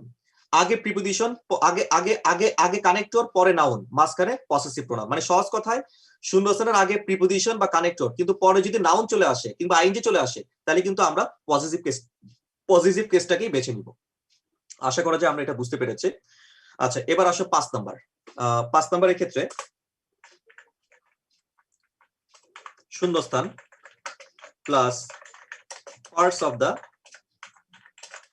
Human body. Parts of the human body, অর্থাৎ parts of the human body মানে হচ্ছে মানব শরীরের অঙ্গ প্রত্যঙ্গ। মানব শরীরের অঙ্গ প্রত্যঙ্গ, যেমন ধরো হাত, পা, চোখ, ঠোঁট, নাক, কান, এগুলাকে বলা হয় তোমার মানব শরীরের অঙ্গ প্রত্যঙ্গ। যদি তুমি দেখো যে তোমার মানব শরীরে কোন একটা অঙ্গ প্রত্যঙ্গের নাম আছে, যেমন ধরো তোমার অ্যাঙ্কেল হতে পারে, লেগ হতে পারে, হেয়ার হতে পারে, তাই না? ফিঙ্গার হতে পারে, এরকম যে কোনো অঙ্গ প্রত্যঙ্গের নামের আগে শূন্যস্থান দেওয়া আছে, তাহলে সেখানে কখনো আর্টিকেল বসাবা না, সেখানে সবসময় পজিটিভ কেসটাকেই বসাবা। আর পজিটিভ মানেই হচ্ছে ওই 7টার যে কোনো একটা। কোন 7টা? কোন 7টা? এই 7টা, ঠিক আছে? এই 7টার যে কোনো একটা আমরা এখানের মধ্যে বসাবো, ঠিক আছে? তার মানে এই কয়েকটা সিচুয়েশন যদি থাকে, এই কয়েকটা সিচুয়েশনে এই কেসগুলা বসবে, এই যে এই কেসগুলা বসবে। তাহলে এটা মুখস্থ বলতে পারবা কে কে? পাঁচটা কেস মুখস্থ বলতে পারবা কে কে একটু বলো দেখি, না দেখে মুখস্থ বলতে হবে। আমি দেখতে পাচ্ছি এখানে মধ্যে সামান্তা ইসলাম সেতু, সানজিলা শাহরিন স্বর্ণা, সিরাজুল ইসলাম। সিরাজুল ইসলাম তোমাকে আমি আনমিউট দিচ্ছি, বলো দেখি কি হতে পারে। সিরাজুল ইসলাম, জি স্যার, আসসালামু আলাইকুম হ্যাঁ বলো। Sir. Subject from I, we, you, he, she, they, আরে ইট। বাবা, পজিটিভ কেস কোন পাঁচটা পজিশনে বসে? সরি, জি sir. My, our, your, his, her. কোন পজিশনে বসে, পজিশন গুলো বলো। স্যার পজিশন প্রথমে হবে নাউনের আগে, তারপর জিরান্ডের আগে প্রিপজিশন প্লাস জিরান্ড থাকবে অথবা আইএনজি, তারপর পরে কানেক্টর প্লাস নাউন অথবা জিরান্ড থাকবে। আবার হিউম্যান পার্টস মানে শরীরের। পারফেক্টলি আসলে আমি স্যাটিসফাইড হচ্ছি না। সানজিলা শাহরিন স্বর্ণা একটু বলো দেখি। জি স্যার, শুনতে পাচ্ছি। হ্যাঁ বলো। পজিটিভ কন্ডিশন হচ্ছে প্রথমে নাউনের আগে বসবে, আইএনজি অথবা জেরান্ডের আগে বসবে, প্রিপজিশনের পরে বসবে কিন্তু তারপর নাউন অথবা জেরান্ড থাকবে, কানেক্টরের পরে বসবে, নাউন অথবা জেরান্ড থাকবে এবং parts of the human body এর আগে বসবে। Excellent, very good. তাহলে এখন তুমি আমার সাথে একটু পার্টিসিপেট করবা, একটু জি, খেয়াল স্যার। করো 14 নম্বর থেকে শুরু করতেছি, কেমন? আমরা এখানে জি, স্যার। 14 নম্বর থেকে শুরু করে আমরা করব হচ্ছে 18 নম্বর পর্যন্ত। এই প্রশ্নগুলো আমরা একটু সলভ করব 14 থেকে 18। তো ফার্স্টে আমাকে একটু বলবা 14 নম্বর প্রশ্নটা, তোমার প্রশ্ন বোঝার কোনো দরকার নেই, তুমি জাস্ট আমাকে বলো যে শূন্যস্থানটা কার আগে আছে। শূন্যস্থানটা হচ্ছে আইএনজি মানে জেরান্ডের আগে আছে। আইএনজির আগে থাকলে পজিটিভ কেস হয়। কত নম্বর অপশনে আছে সেটা? ডি নাম্বার অপশনে। অপশন নাম্বার এতে হি তো পজিটিভ না, হি তো সাবজেক্টিভ। Subjective form. হ্যাঁ, তো আইএনজির আগে কি সাবজেক্টিভ হয়? না, ডি হবে, হিজ হবে, কত নম্বর পজিটিভ অপশনে ফর্ম আছে? হয়। D number option. D number. এখন আসো 15 নম্বর কোশ্চেন, বলো দেখি এখানে শূন্যস্থানের ঠিক আগে শব্দ কোনটা? শূন্যস্থানের আগে শব্দ টু, প্রিপজিশন। প্রিপজিশন। তো প্রিপজিশনের পরে মূলত কে বসে? প্রিপজিশনের পরে হচ্ছে অবজেক্টিভ ফর্ম বসতে Objective পারে, বসে। আবার পসেসিভ ফর্ম। হ্যাঁ, আচ্ছা, এখন অবজেক্টিভ যে আমি নিব, কিন্তু প্রবলেম হচ্ছে পরে আবার যেন একটা আইএনজি আছে না, হ্যাঁ, আইএনজি আছে। তাহলে তো অপশন নাম্বার এ আর নেওয়া যাচ্ছে না। না, তাহলে অ্যানসার কোনটা বলো? অ্যানসার হবে হচ্ছে B, he is coming. Thank you very much. এবার বুঝতে পেরেছো? এটা কিন্তু অনেক ডিফিকাল্ট কোশ্চেন ছিল, জি বাট স্যার, তুমি এটা বুঝে বলছো নাকি না বুঝে বলছো? বুঝে বলছি স্যার। Thank you. আচ্ছা, এবার আসো 16 নম্বর কোশ্চেন। 16 নম্বরে বলো তো শূন্যস্থানের ঠিক আগে কে আছে? একটা কানেক্টর আছে না? জি স্যার, তো That কানেক্টরের আছে। পরে তো আমরা জানি সাবজেক্টিভ হয়। কিন্তু স্যার দ্যাটের শূন্যস্থানের পর তো যে ভার্বটা আছে সেটা আইএনজি আছে মানে জেরান্ড আছে। ভেরি তো গুড। তাহলে তাহলে অবশ্যই মাঝখানে আমি কাকে নেব? মাঝখানে কাকে নেব? দেয়ার কে নেব। কত নম্বর অপশনে সেটা আছে? অপশন নাম্বার ডি তে আছে। আচ্ছা, গুড। আচ্ছা, ডি এবার নাম্বার 17 আছে, নম্বর হ্যাঁ। কোশ্চেন। 17 নম্বরে বলো দেখি এখানে এই যে শূন্যস্থানটা কার আগে আছে বলো তো? লেগের আগে মানে parts of the body, human body. Parts of the body. তো পার্টস অফ দ্য বডির আগে তো অবশ্যই পজিটিভ কেস হবে, তাই না? পজিটিভ কেস হয়, হ্যাঁ। এখন একটা ঝামেলা বলো দেখি, এখানে দুইটা অপশনে আমি মনে হয় পজিটিভ পাচ্ছি, কোন কোন অপশন সেটা? এটা হচ্ছে এ ইটস আর হচ্ছে ডি হিজ। আচ্ছা, হ্যাঁ, রাইট। এখন তুমি তোমার কমন সেন্স অ্যাপ্লাই করো। কমন সেন্সটা একটু অ্যাপ্লাই করো যে আমি কোনটা নিব, আমি এ নেব নাকি ডি নেব? এখানে ডি নেব অবশ্যই, বলো তো। কারণ এখানে তো অ্যাথলেটস এর কথা আছে, অ্যাথলেট সাফার্স, তো না, না, সে না, তো না। অবশ্যই একজন হিউম্যান। O, thank you. কিন্তু আমাদের কিন্তু একটা জিনিস মনে রাখবা যে parts of the body means parts of the human body. এটা মানব শরীরের অঙ্গ প্রত্যঙ্গ হইতে হবে। মানুষের জায়গায় অমানুষ হলে কিন্তু আবার হবে না।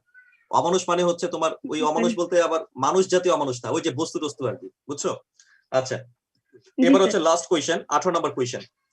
18 নম্বরের মধ্যে একটু আমাকে একটু বলবা যে অপশন দেখে বলো অ্যান্সার কোনটা হতে পারে। Option, question number 18। অপশন হচ্ছে ডি, ডি হবে, ডি হবে। এ এ ডি হার্ড। আচ্ছা, অপশন নাম্বার এ কারণ তে she তো আছে। পজিটিভ আছে। কিন্তু এখানে তো সি আছে স্যার, তো সি থ্যাংক থাকলে ইউ তো ভেরি অবশ্যই মাচ। হার তার হবে। মানে শি হচ্ছে মূলত একটা বেডি, রাইট? এটা তো বেডা না। জি তো স্যার, যদি তোমার বেডি হয় তাহলে বেডির সাথে হচ্ছে মানে মহিলা আর কি, মহিলা হলে আমরা বলবো হার। আর যদি এখানে বেডা হয় মানে ছেলে হয় তাহলে আমরা বলবো হচ্ছে his. His. You got the হ্যাঁ অ্যান্সার। তুমি কি বুঝতে পারছো? পারফেক্টলি বুঝতে পারছো? জি স্যার। Thank you very much. তাহলে এখন তুমি একটু মিউটে চলে যাও।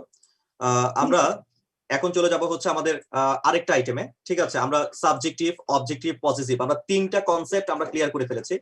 এবার আসো চতুর্থ কনসেপ্ট, সেটা হচ্ছে ডাবল পজিটিভ। এই যে ডাবল পজিটিভ, ডাবল পজিটিভের জন্য আমরা খাতার মধ্যে একটু ছকের মধ্যে তোমরা লিখে ফেলো। আই এর ডাবল পজিটিভ ফর্মটা হচ্ছে mine, our ours, your yours, his এরটা হিজি হবে, হার হার্স, দেয়ার দেয়ার্স, আর ইটস এরটা ইটসই হবে, ঠিক আছে? তাহলে 7টা ফর্ম আমরা পেলাম, mine, ours, yours, his, hers, theirs এবং ইটস। আমরা 7টা পেয়েছি, mine, ours, yours, his, hers, theirs এবং ইটস। লিখে পেলো সবাই, mine, ours, yours, his, hers, theirs এবং ইটস। সবাই খাতা একটু উঠিয়ে ফেলো, এভরিবডি। আচ্ছা, লেখা হয়েছে কি? ডান ডান ডান ডান ডান। আচ্ছা, হ্যাঁ, জাহিদ লিখেছে যে ভালো ট্রিকি ছিল। ডেফিনেটলি, ঠিক আছে, কারণ প্রত্যেকটা প্রশ্নই দেখবা যে ঢাকা ইউনিভার্সিটির প্রশ্নগুলো হয় কিন্তু ট্রিকি স্ট্যান্ডার্ড, ঠিক আছে? কিন্তু আমি যেই প্যাটার্ন গুলো তোমাদেরকে দেখাচ্ছি, এই প্যাটার্ন গুলো যদি একটু মনে রাখতে পারো, প্রশ্ন বোঝা দরকার নাই, প্রশ্ন না বুঝেই তুমি প্রশ্ন সলভ করতে পারবা। কখনো তোমার ভয় পাবা না। ভয় হচ্ছে মানুষের সবচেয়ে বড় শত্রু। লাইক তোমাকে যদি কোথাও প্রশ্ন করা হয়, ধরো বিইউপির ভাইবাতে তোমাকে প্রশ্ন করলো যে তোমার সবচেয়ে বড় শত্রু কে, এখন তুমি বলে ফেললা যে আমার সবচেয়ে বড় শত্রু হচ্ছে আমার দোস্ত, অথবা অমুক অমুক অমুক মানুষ, অথবা শয়তান বা ইত্যাদি। এটা বলা যাবে না, তুমি বলবা যে আমার সবচেয়ে বড় শত্রু হচ্ছে আমার ভয়, ঠিক আছে? অর্থাৎ ভয়কে যে জয় করতে পারবে সে যে কোনো কিছুকেই জয় করতে পারবে। নার্ভাসনেস, এটা আসলে মারাত্মক একটা বিষয়। আচ্ছা, এখানে সাইমন একটা কথা বলেছো যে এনিম্যাল বডি পার্টস না পড়বে না, মানে প্রাণীর অঙ্গ প্রত্যঙ্গ ওই নিয়মে যাবে না, এটা সবসময় হিউম্যান বডি হবে। আচ্ছা, এবার বাচ্চারা একটু আমাদের এখানের মধ্যে লিখে ফেলো double positive condition. Double positive condition, আমরা এখানে প্রথম প্যাটার্নটা একটু লিখবো। Determiner, determiner plus noun plus preposition plus শূন্যস্থান। Determiner plus noun plus preposition plus শূন্যস্থান। এই প্যাটার্নে যদি কোনো বাক্য দেখো যে ডিটারমিনার, নাউন, প্রিপোজিশনের পরে শূন্যস্থান, তারপরে ফুল স্টপ, এই ফুল স্টপ বাধ্যতামূলক, এই ফুল স্টপ কিন্তু বাধ্যতামূলক। তার মানে এখানে যে ফুল স্টপটা দেখতে পাচ্ছ, এই ফুল স্টপ কিন্তু থাকতেই হবে। বুঝতে পারছো বিষয়টা? তার মানে এই যে ডিটারমিনার, নাউন, প্রিপোজিশনের পরে যদি তুমি দেখো যে শূন্যস্থান তারপরে ফুল স্টপ, তাহলে 100% এখানে ডাবল পসেসিভ এই ফর্মটা তোমাকে ইউজ করতে হবে, ডাবল পসেসিভ, ঠিক আছে? তো এখন আমরা এখান থেকে যদি তোমাকে আমি একটু দেখাই, একটু বুঝাই বলি। লাইক হচ্ছে ধর আমি এভাবে বললাম যে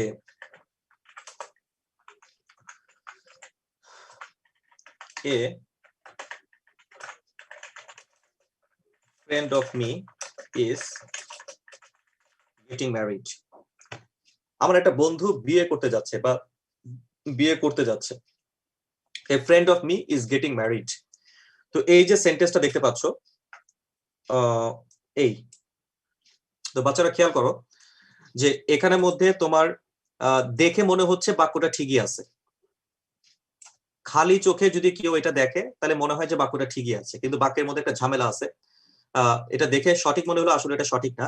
যেমন এই যে এ হচ্ছে একটা ডিটারমিনার, মানে আর্টিকেল ক্যাটাগরির ডিটারমিনার, আর্টিকেল ক্যাটাগরির ডিটারমিনার। তারপর ফ্রেন্ড হচ্ছে মূলত একটা নাউন। এরপর দেখো অফ কিন্তু মূলত একটা প্রিপোজিশন। তার মানে আমরা ডিটারমিনার পেয়েছি, নাউন পেয়েছি, তারপর কি প্রিপোজিশন পেয়েছি, তাই তো?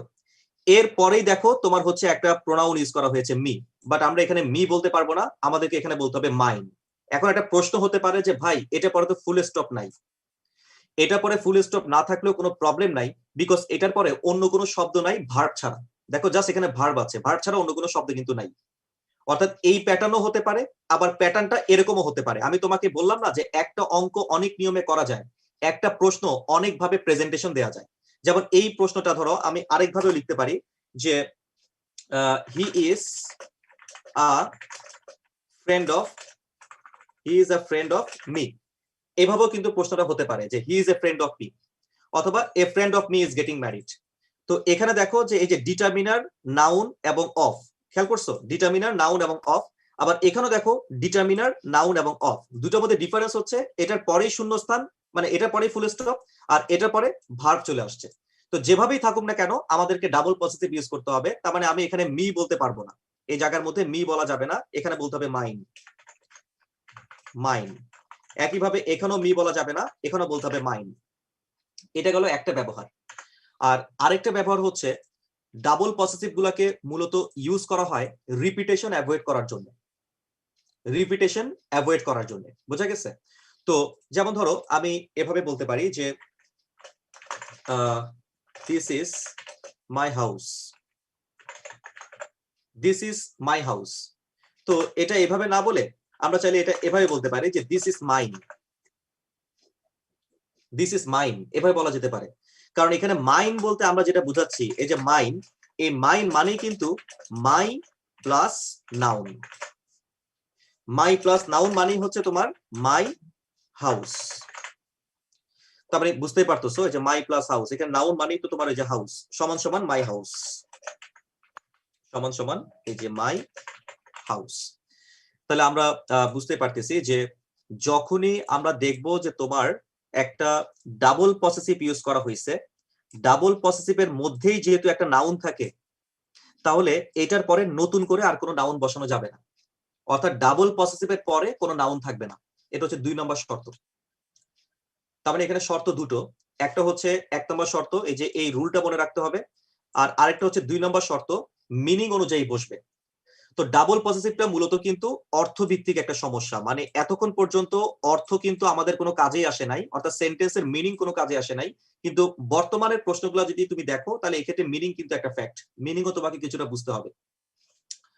যদি 1 নাম্বার প্যাটার্নের প্রশ্ন হয় তাহলে মিনিং না বুঝলেও চলবে, আর যদি 2 নাম্বার প্যাটার্নের প্রশ্ন হয় তাহলে তোমাকে মিনিং জানতে হবে।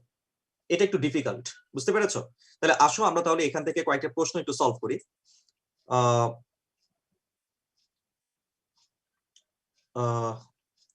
আচ্ছা, এখানে 13 নম্বর কোয়েশ্চেন, এই যে এটা বোধহয় আমরা সলভ করি নাই, ওই একই বিষয়। Let me introduce you to him, let me introduce you to him. ঠিক আছে, যে সঠিক উত্তর হচ্ছে অপশন নাম্বার বি। 13 নম্বরে সঠিক উত্তর অপশন নাম্বার বি। আচ্ছা, তো যাই হোক, আমরা চলে যাব হচ্ছে এখন কই গেল, এই যে 19 নম্বর কোয়েশ্চেন। আচ্ছা, 19 এবং 20 এই দুটো প্রশ্নের দিকে তোমরা একটু তাকাও। ফার্স্টে 19 নম্বর কোয়েশ্চেনটা দিকে একটু তাকাও। Question number 19, question number 19, participation is not needed. এখন পার্টিসিপেট করার প্রয়োজন নাই, এই মুহূর্তে পার্টিসিপেশন করার কোনো প্রয়োজন নাই। ঠিক আছে, আমরা জাস্ট একটু দেখি, কারণ এটা ডিফিকাল্ট, তো আমি সরাসরি হেল্প করি তোমাদেরকে। দেখো এখানে লেখা আছে 19 নম্বর প্রশ্নে, এটা কি রাসেলের কম্পিউটার? কেউ কাকে প্রশ্ন করতেছে যে এটা কি রাসেলের কম্পিউটার? এখন উত্তর আসতেছে যে না না না না না না, রাসেলের কম্পিউটারটা জানালার ওই পাশে রাখা আছে, রাসেলের কম্পিউটারটা জানালার ওই পাশে রাখা আছে। তার মানে শূন্যস্থানে কিন্তু বসতেছে রাসেলের কম্পিউটার, রাসেলস কম্পিউটার। রাসেল কিন্তু একটা মেয়ের নাম, ঠিক আছে? তার মানে হার কম্পিউটার, এই হার কম্পিউটারকে সংক্ষেপে বলা হচ্ছে hers, option number B. Clear বিষয়টা? রাসেলের কম্পিউটার মানে হার কম্পিউটার, সংক্ষেপে হার্স, যে hers is over there next to the window. একই বিষয় হচ্ছে 20 নম্বর। 20 নম্বরে বলা হচ্ছে প্রতিদিন আলপনা নামক, এখানে আলপনা নাই, সরি অ্যালিস, অ্যালিস দেয়া আছে। আচ্ছা, নামটা এখানে চেঞ্জ হয়েছে আর কি, বিকাম, এটা হবে বিকাম। আচ্ছা, প্রতিদিন আবারও আলপনা বলে ফেলতেছি, মানে আলপনা নামটা আমার খুব পছন্দের একটা নাম। তো এখানে লেখা আছে everyday Alice comes to me with her pet dog, মানে প্রতিদিন অ্যালিস নামক একজন ভদ্র মহিলা তার পোষা কুত্তাকে নিয়ে আমার সাথে দেখা করতে আসতো। গ্র্যাজুয়ালি মানে ক্রমে ক্রমে, আই বিকাম উইক, আমি দুর্বল হয়ে পড়লাম। Not to my pet cat, মানে আমার পোষা বেডালের প্রতি দুর্বল হই নাই, রাদার টু ড্যাশ, বরঞ্চ তার কুত্তার প্রতি দুর্বল হয়ে গেছি। তার মানে আমি ক্রমে ক্রমে দুর্বল হয়ে পড়েছি আমার বেডালের প্রতি না, বরঞ্চ অ্যালিসের কুকুরের প্রতি। তাহলে অ্যালিসের কুকুর মানে অ্যালিসেস ডগ, অর্থাৎ হার ডগ সংক্ষেপে আমরা কি বলবো? হার্টস। অপশন নাম্বার সি তে দেওয়া আছে হার্টস। এই যে অপশন নাম্বার সি এখানে দেওয়া আছে কি দেখো, এই যে হার্টস। তার মানে এটা মিনিং বুঝতে হবে একটু, তাই তো? একইভাবে 21 নম্বর, your name comes after dash on the list, অর্থাৎ আমার নামের পরে তোমার নামটা আসছে। ইউর নেম তোমার নামটা আসছে, কামস আফটার আমার নেম মানে মাই নেম। মাই নেম এটাকে সংক্ষেপে কিন্তু আমি কি বলতে পারি? Mine. Your name comes after mine, এই যে অপশন নাম্বার ডি তে আছে। তাহলে আশা করি আমরা স্লাইড তো সবাই দেখতেই পাচ্ছ। আচ্ছা স্যার, আলপনা কে? ইমোশনাল করে দিলা? আকিব শাহরিয়ার। আচ্ছা এটা জানাবো নি পরে, ঠিক আছে? ঢাকা ভার্সিটিতে চান্স পা তখন বলবো। আচ্ছা এখন এখানের মধ্যে আমরা একটু খেয়াল করে দেখি যে your name comes after my name. My name মানে হচ্ছে মাইন, মানে সংক্ষেপে আমরা কি বলবো? মাইন। আচ্ছা তাহলে আমরা মোটামুটি ভাবে হচ্ছে আমরা মানে বুঝতে পারছি যে ডাবল পজিটিভ গুলো আসলে কোন সিচুয়েশনে বসে। খেয়াল করছো? আচ্ছা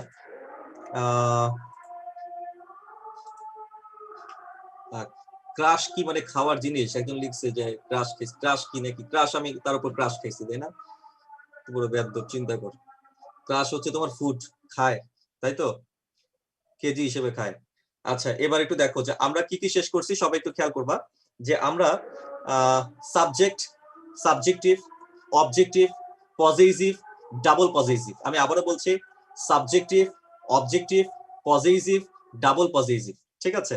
সো এই যে চারটা আমরা যে কমপ্লিট করলাম, এর বাইরে এখন তুমি দেখো যে আমরা আসলে ভাই আমার একটু পড়াইতে দে, ঠিক আছে? একটু পড়াইতে দে। কত বড় ফাজিলের ফাজিল, চিন্তা কর, ঠিক আছে? বলে চোখে মুখে উজ্জ্বল আভা চলে আসছে। হ্যাঁ ওই যে লাল হয়ে গেছি পুরো, তাই না? লজ্জায় লাল হয়ে গেছি। আচ্ছা তারপর কি ভাইয়া মোটামুটি ভাবে বুঝতে পারছি যে আলপনা আমার কে হয়। আচ্ছা আচ্ছা আচ্ছা আচ্ছা আচ্ছা, এত অভিজ্ঞ ভাই তুই। তানজিম শাহরিয়ার দেখছো, ও কিন্তু অনেক এক্সপিরিয়েন্সড, ও বুঝে গেছে। আচ্ছা তাহলে এবার একটু খেয়াল করে দেখো যে আমরা এবার চলে যাব হচ্ছে আমাদের নেক্সট পয়েন্টে। বাচ্চারা খেয়াল করো। আচ্ছা আমি এখন তোমাদেরকে একটা প্রশ্ন দিচ্ছি, এখানে সিমিলার বা আইডেন্টিক্যাল প্রশ্ন আছে কয়েকটা, এগুলো লাগবে না। তোমরা 24 নম্বর প্রশ্নটা আমাকে একটু সলভ করে দাও দেখি, এবং তোমরা সবাই একটু খেয়াল করো যে এই প্রশ্নটা কোথায় আসছে, একটু রেফারেন্সটা দেখো। এটা ঢাকা ইউনিভার্সিটি কোয়েশ্চেন, কিন্তু একদম রিসেন্ট কোয়েশ্চেন, 15-16 সালের কোয়েশ্চেন, ঢাকা ভার্সিটি সি ইউনিটে আসছিল, ঠিক আছে? ঢাকা ভার্সিটি সি ইউনিটে আসছিল। আচ্ছা ঢাকা ভার্সিটি বি ইউনিটে আবার কোনটা আসছিল দেখো, এই যে এই 25 নাম্বারটা আসছিল। তো আমরা দেখো যে ইউনিটেই তুমি প্রিপারেশন নাও না কেন, মূলত বেসিক প্রিপারেশন প্রত্যেকটা ইউনিটের জন্য সেম, ঠিক আছে? মানে আমরা এখন যা পড়তেছি সবগুলো ইউনিটের জন্য সেম। শুধু টেক্সট বুকের যখন আমরা ক্লাসগুলো করব, টেক্সট বুকের ক্লাসগুলো কিন্তু আমি আমার কোর্স আউটলাইনে দেই নাই, এটা আমি আলাদাভাবে নিব, ঠিক আছে? সো টেক্সট বুকের ক্লাসগুলো করবে শুধুমাত্র মানবিকের স্টুডেন্টরা। আবার হচ্ছে অ্যানালজি যে ক্লাসগুলো নিব, অ্যানালজি এবং হচ্ছে আন্ডারলাইন সেন্টেন্স কারেকশন, এই ক্লাসগুলো করবে হচ্ছে শুধু কমার্সের স্টুডেন্টরা। আর এই উভয় ক্লাস ডি ইউনিটের স্টুডেন্টদের করার কোনো প্রয়োজন নাই। বোঝা গেছে বিষয়টা? সো বিসিডি এর মধ্যে ডিফারেন্স আছে হচ্ছে জাস্ট এতটুকু অংশের মধ্যে, যে অ্যানালজি সাবস্টিটিউশন, এখান থেকে বি আলাদা হয়ে গেছে, বি আবার যাবে টেক্সট বুকের দিকে, ঠিক আছে? সো টেক্সট বুক ভিত্তিক যে ক্লাসগুলো হবে সেই ক্লাসগুলো কিন্তু শুধু বি এর স্টুডেন্টরাই করবা, সি এর স্টুডেন্টরা শুধু করলে সময় নষ্ট হবে, ঠিক আছে? আচ্ছা এবার আমরা চলে আসি 24 নম্বর প্রশ্নে। দেখো এটার উত্তরটা কি দেয়া আছে, মাই dog is smarter than dash, মানে আমার কুত্তা তোমার কুত্তা থেকে অনেক স্মার্ট, মানে কুকুর আর কি, সরি কি বলে ফেললাম, মানে আমার কুকুর তোমার কুকুরের থেকে অনেক স্মার্ট, ঠিক আছে? মাই ডগ ইজ স্মার্টার দেন, মানে তাদের ডগ, ঠিক আছে? তাদের ডগ, আমার কুকুর তাদের কুকুরের থেকে অনেক স্মার্ট। মাই ডগ, আমার ডগ ইজ স্মার্টার দেন তাদের ডগ। তাদের ডগ মানে কি? দেয়ার্স। দেয়ার ডগ মানে হচ্ছে দেয়ার্স। এখন একজন এখানের মধ্যে উত্তর দিয়েছে অপশন নাম্বার ই। প্রবলেম হচ্ছে আমরা জানি যে কম্পারেটিভ দেন এর পরে সাবজেক্টিভ হয়। এখন যদি আমি এখানের মধ্যে সাবজেক্টিভ ওই যে এটা নেই, তাহলে বিষয়টা কেমন দাঁড়ায় না, যে আমার কুকুর মানে আমার কুকুর আমাদের থেকে স্মার্ট। তো আমরা হচ্ছে মানুষ, আশরাফুল মাখলুকাত, আর এটা হচ্ছে কুত্তা মানে প্রাণী। তো কুত্তার সাথে মানুষের কম্পেয়ার কি হয়? কুত্তার সাথে কুত্তার কম্পেয়ার হবে, মানুষের সাথে মানুষের কম্পেয়ার হবে, বস্তুর সাথে বস্তুর কম্পেয়ার হবে, কিন্তু একটার সাথে তুমি আরেকটার কম্পেয়ার মিক্স করতে পারবে না। মানে মানুষের সাথে তুমি প্রাণীর কম্পেয়ার করতে পারবে না। বিষয়টা বুঝতে পেরেছো? তাহলে এখানের মধ্যে যদি আমরা অপশন নাম্বার ই নিয়ে ফেলি, তাহলে কিন্তু আমাদের একটু ঝামেলা হতে পারে। তো সেই জন্য অপশনের মধ্যে যখন আমরা ডাবল পসেসিভ দেখব তখন চিন্তা করবা যে এটাকে আসলে ডাবল পসেসিভের দিকেই যাবে নাকি এটা হচ্ছে সাবজেক্টিভ অবজেক্টিভের দিকে যাবে, একটু চিন্তা করে উত্তরটা সেট করতে হবে। ঠিক আছে, এই টাইপের প্রশ্নগুলো সাধারণত হচ্ছে তোমার ঢাকা ইউনিভার্সিটির মধ্যেই কিন্তু তোমরা এগুলো ফেস করবা। ঠিক আছে, আচ্ছা এবার আমরা চলে যাচ্ছি হচ্ছে আচ্ছা বিইউপি নিয়ে। হ্যাঁ, বিইউপি নিয়ে আমি একটা জেনারেল ক্লাস নিব গ্রুপের মধ্যে। এখানে একজন প্রশ্ন করেছে বিইউপি নিয়ে কোনো ক্লাস, বিইউপি নিয়ে আমি একটা ক্লাস নিব, সেটা হচ্ছে জেনারেল ক্লাস। আচ্ছা, এখানে একজন সিদ্রাতুল মুনতাহা বলেছো ডি ইউনিটের স্টুডেন্টদের, ডি মানে 4 নাম্বার ইউনিট বিভাগ পরিবর্তন, যারা বিভাগ পরিবর্তনে আছো তাদের টেক্সট বুকটা ঠিক যেভাবে পড়াচ্ছি এটা ফলো করবা। যারা মানবিকে আছো তাদেরকে অবশ্যই আমার টেক্সট বুকের ক্লাসগুলো করতে হবে বাধ্যতামূলক। ঠিক আছে, যারা কমার্সে আছো তাদের অতিরিক্ত অ্যানালজি এবং সাবস্টিটিউশনের ক্লাস করতে হবে, এবং এই ক্লাসগুলো হবে কিন্তু হচ্ছে আমাদের আফটার 10 লেকচারস, মানে আমাদের কোর্স এই যে 10টা লেকচারটা কমপ্লিশনের পরে এবং রিটেন ক্লাসটা শুরু করার আগে। ঠিক আছে, দ্যাটস ইট। বিইউপির ইংলিশ কিন্তু তোমার কমপ্লিটলি ডিফারেন্ট। অনেকে বিইউপি নিয়ে প্রশ্ন করতেছো না, বিইউপিতে কারা কারা বিইউপিতে অ্যাপ্লাই করেছো বা করবা, কারা কারা একটু হ্যান্ড রেজ করো দেখি, আমি তোমাদের একটু চেহারা দেখতে চাই, দেখি তো, হাত তোলো। ওরে খোদা, ওরে খোদা, তো অলমোস্ট এভরিবডি। আচ্ছা আচ্ছা ফাইন, এখানে বিইউপি তে তোমরা অনেকেই আবেদন করতে যাচ্ছ।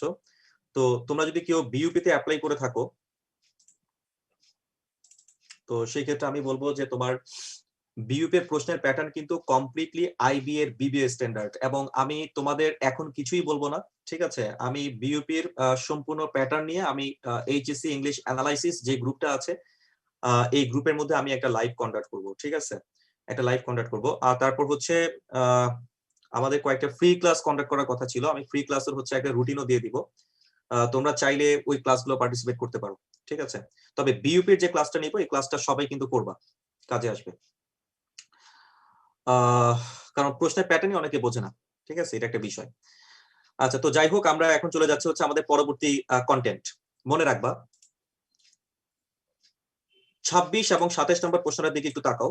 26 নম্বরে দেখো লেখা আছে কি, ইউ, হি, আই, মানে second person, third person, first person. একটা বাক্যে যদি 3টা পার্সনই থাকে তখন দেখতে হবে যে এই বাক্যে যে কাজের কথা বলা হচ্ছে এটা কি দোষ স্বীকার করা বোঝাচ্ছে নাকি এটা সাধারণ কথাবার্তা বলতেছে। যদি দোষ স্বীকার করা বোঝায় তাহলে first person, second person, third person পরপর লিখতে হবে। যেমন ধরো এই 27 নম্বর কোয়েশ্চেন, এখানে দোষ স্বীকার করা হচ্ছে যে are to blame. Are to blame মানে হচ্ছে আমাদেরকে নিন্দা করা উচিত, তার মানে তারা দোষ স্বীকার করতেছে। তাহলে সেই ক্ষেত্রে first person, second person, third person এই প্যাটার্নে সাজাবা। অপশন নাম্বার ডি তে আছে যে আই, ইউ এবং হি। আর 26 নম্বরে খেয়াল করো যে যদি দোষ স্বীকার না হয়, এই যে ওয়েন্ট দেয়ার সাধারণ কথাবার্তা, তখন second person, third person, first person, তার মানে 2 3 1 2 3 1 2 3 1, মানে second person, first person, third person, first person এই প্যাটার্নে আমাদেরকে সাজাতে হবে। তো সেই ক্ষেত্রে আমাদের এখানের মধ্যে হচ্ছে উত্তর হবে কোনটা বলো দেখি, second person, third person, first person, second person, third person, first person. এই যে অপশন নাম্বার কততে আছে এটা বলো? অপশন নাম্বার এ তে আছে, মেবি দেখো এই যে এ তে আছে সেকেন্ড পারসন, তারপর থার্ড পারসন, এরপরে যে ফার্স্ট পারসন। তাহলে সঠিক উত্তর হচ্ছে অপশন নাম্বার এ। তাহলে আশা করি আমরা এটা বুঝতে পারছি। আচ্ছা, নেক্সট আসো হচ্ছে তোমার রিফ্লেক্সিভ প্রোনাউন। রিফ্লেক্সিভ প্রোনাউনটা আসলে মোটামুটি যেমন ধরো যদি এরকম হয় যে তুমি কোনো একটা কাজ নিজের জন্যই করতেছো, নিজে করতেছো, নিজের জন্য কোনো কাজ করা বুঝাইলে সেটাই রিফ্লেক্সিভ। যেমন আমি সাঁতার কাটি, তো আমি যে সাঁতার কাটি আমার সাঁতার তো আর তুমি কেটে দিচ্ছ না, তুমি তো আমাকে কোলে করে নিয়ে সাঁতার কাটাচ্ছ না, আমার সাঁতার আমি কাটতেছি। তাহলে সেই ক্ষেত্রে আমি বলবো আই সুইম মাইসেলফ। তারপর একটা সাপ তার থেকেও বড় প্রাণী গিলে খেয়ে ফেলতে পারে। একটা সাপের চোয়ালের কাঠামো এতটা বড় যে সে তার থেকেও বড় প্রাণী গিলে খেয়ে ফেলতে পারে। তাহলে একটা সাপ যে তোমার মানে গিলে খেয়ে ফেলতেছে, তাকে তো তুমি খাওয়াই দিচ্ছ না, তার খাওয়ার কাজটা সে নিজেই করতেছে। তাহলে সেটাও রিফ্লেক্সিভের দিকেই যাবে। ওরকমই একটা প্রশ্ন হচ্ছে তোমার 28 নম্বর কোয়েশ্চেনটা। 28 নম্বর কোয়েশ্চেনের দিকে তাকায় দেখো লেখা আছে the jaw structure of a snake. দেখছো, snake permits it to eat and digest animals much larger than dash. অর্থাৎ একটা সাপের চোয়ালের কাঠামো এতটা শক্তিশালী যে সে তার থেকেও বড় প্রাণী গিলে খেয়ে ফেলতে পারে। গিলে খেয়ে ফেলার কাজটা যেহেতু নিজেই করতেছে সে, অতএব আমরা এখানের মধ্যে অন্য কোনো অপশন দিতে পারবো না বি ছাড়া। সঠিক উত্তর অপশন নাম্বার বি। নেক্সট, এবার আমরা চলে আসি হচ্ছে তোমার ইনডিফিনিট প্রোনাউন। আচ্ছা, কেউ একজন একটু কমেন্ট বক্সে জানাও তো যে ইনডিফিনিট শব্দের বাংলাটা কি, ডেফিনেট মানে কি আর ইনডিফিনিট মানে কি। ডেফিনিট বলা দরকার নাই, শুধু ইনডিফিনিটটা লেখো যে ইনডিফিনিট শব্দের বাংলাটা কি।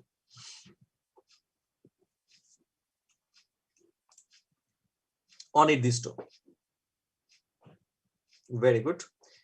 ইনডিফিনিট শব্দের অর্থ হচ্ছে অনির্দিষ্ট। Good good, very good. তাহলে এখন একটু খেয়াল করে দেখো,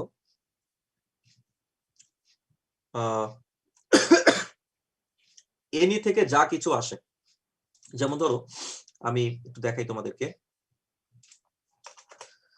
এখান থেকে আবার ঢাকা ভার্সিটি বি ইউনিটে প্রশ্ন হয়েছে ইনডিফিনিট প্রোনাউন। যেমন ধরো এনি থেকে যা কিছু আসে, কেমন এনি থেকে কি কি আসতে পারে বলতো? এনিবডি, তারপর হচ্ছে এনিথিং, তাই না? তারপর হচ্ছে এনিওয়ান, এনিওয়ান। তারপর সাম থেকে যত কিছু আসে, যেমন ধরো হচ্ছে সামবডি, তারপর হচ্ছে সামথিং, তাই না? তারপর কি সামওয়ান। এরপর হচ্ছে নো থেকে যা কিছু আসে, কেমন নোবডি, নোবডি। তারপর হচ্ছে nothing, no one, no one আলাদা শব্দ হবে। তাহলে একটু খেয়াল করে দেখো, এই যে anybody, anything, anyone, somebody, something, someone, nobody, nothing, no one, ঠিক আছে? এরা সবাই নো ওয়ান যদি তোমার একসাথে থাকে, যে এভাবে থাকে, তাহলে এটা হচ্ছে তোমার ইনডিফিনিট প্রোনাউন। এই যে এভাবে যদি থাকে তাহলে এটা ইনডিফিনিট প্রোনাউন। আর যদি সেপারেট হয়ে যায়, এই যে নো ওয়ান এভাবে যদি থাকে, তাহলে এটা কিন্তু আর প্রোনাউন না, এটা হয়ে যাবে অ্যাডজেক্টিভ। বুঝতে পারছো? এটা কিন্তু হয়ে যাবে অ্যাডজেক্টিভ, কারণ নাউন প্রোনাউনের আগে যে শব্দটা বসে সেটা তো অ্যাডজেক্টিভই হয়, তাই তো? তো যাই হোক, এরা সবাই হচ্ছে অনির্দিষ্ট কোনো নাউনকে বোঝায়। যেমন এনিবডি বলতে তুমি কাকে বোঝাচ্ছ তুমি নিজেও জানো না। সামবডি বলতে কাকে বোঝাচ্ছ তুমি কিন্তু জানো না। নোবডি বলতে কাকে বোঝাচ্ছ তুমি কিন্তু জানো না। তার মানে অনির্দিষ্ট কোনো নাউনের পরিবর্তে যে প্রোনাউন গুলা বসে তারাই হচ্ছে তোমার ইনডিফিনিট প্রোনাউন। সেন্টেন্সে বুঝে এদেরকে প্রয়োগ করবা, মানে এই ক্ষেত্রে মিনিং বোঝাটা জরুরি। যেমন আমাদের 29 নম্বর প্রশ্নে কি লেখা আছে দেখো, it was so dark that the security guard could not see dash. এত অন্ধকার ছিল যে সিকিউরিটি গার্ড কাউকেই দেখতে পায় নাই, কাউকেই দেখতে পায় নাই। তো এই সেন্টেন্সটার মধ্যে আমরা দেখতে পাচ্ছি যে নেগেটিভ একটা শব্দ আছে নট। আর আমরা জানি যে নেগেটিভ আর ইন্টারোগেটিভ বাক্যে এনি যুক্ত শব্দগুলো বসে, নেগেটিভ বাক্যে এনি যুক্ত শব্দগুলো বসে। এটা গত ক্লাসে তোমরা পড়ছিলাম। তাহলে উত্তর হচ্ছে অপশন নাম্বার সি, এনিওয়ান। আচ্ছা, এবার আসো 30 নম্বর question. We could not buy anything, আমরা কোনো কিছু কিনতে পারি নাই, বিকজ কারণ dash of the shops are open, অর্থাৎ কোনো দোকান খোলা ছিল না, কোনো দোকানই খোলা ছিল না। তাহলে দেখো দোকানকে বোঝানোর জন্য এখন আমি যে প্রোনাউনটা নিয়ে আসবো সেটা হচ্ছে নান, এই যে নান, ঠিক আছে? তাহলে আমরা এখানে মধ্যে নানটাকে বসাবো যে none of the shops are open. তারপরে নান এটাও কিন্তু একটা ইনডিফিনিট প্রোনাউন, বুঝতে পারছো? তুমি এখানে নো ওয়ান বলতে পারবা না, কারণ নো ওয়ান বললে এই যে শপস এবং হচ্ছে ওয়ান এটা কিন্তু তোমার ক্ল্যাশ করে। আমরা তো জানি যে প্রোনাউনকে নাউনকে বোঝানোর জন্য প্রোনাউন নিয়ে আসতে হয়, তাই না? এই যে এখান থেকে যে কোনো একটা নাউনকে বোঝানোর জন্যই তো তুমি এখানে একটা প্রোনাউন বসাচ্ছ। তাহলে তুমি যদি এখানে নো ওয়ান এভাবে বলো, তাহলে অলরেডি তো এখানে একটা প্রোনাউন চলেই আসতেছে। তাহলে বিষয়টা তোমার বাহুল্য দোষে দুষ্ট হয়ে যাচ্ছে, যে কারণে অপশন নাম্বার বি নেওয়া যাবে না। Single pronoun option number C তে পাওয়া যাচ্ছে, অপশন নাম্বার সি হচ্ছে কারেক্ট অ্যান্সার, ঠিক আছে? মানে আমরা কোনো কিছু কিনতে পারি নাই কারণ কোনো দোকানই খোলা ছিল না। আচ্ছা, আর লাস্টে আমরা আরেকটা পার্ট স্টাডি করবো এখন, সেটা হচ্ছে তোমার ডিস্ট্রিবিউটিভ এবং রেসিপ্রোকাল। তাহলে আমরা এখন ডিস্ট্রিবিউটিভের জন্য আমরা একটু খাতার মধ্যে আমরা একটু হেডিং লিখি ডিস্ট্রিবিউটিভ প্রোনাউন। সবাই একটু খাতার মধ্যে লেখো ডিস্ট্রিবিউটিভ প্রোনাউন, যেটা আমরা গতকালকে ক্লাসের মধ্যে হয়তো দেখেছিলাম। ডিস্ট্রিবিউটিভ প্রোনাউন, ডিস্ট্রিবিউটিভ প্রোনাউন এই, ঠিক আছে? আচ্ছা, আমরা ডিস্ট্রিবিউটিভ প্রোনাউন একটু খেয়াল করে দেখো। নোটা আরেকবার বলেন প্লিজ, নো।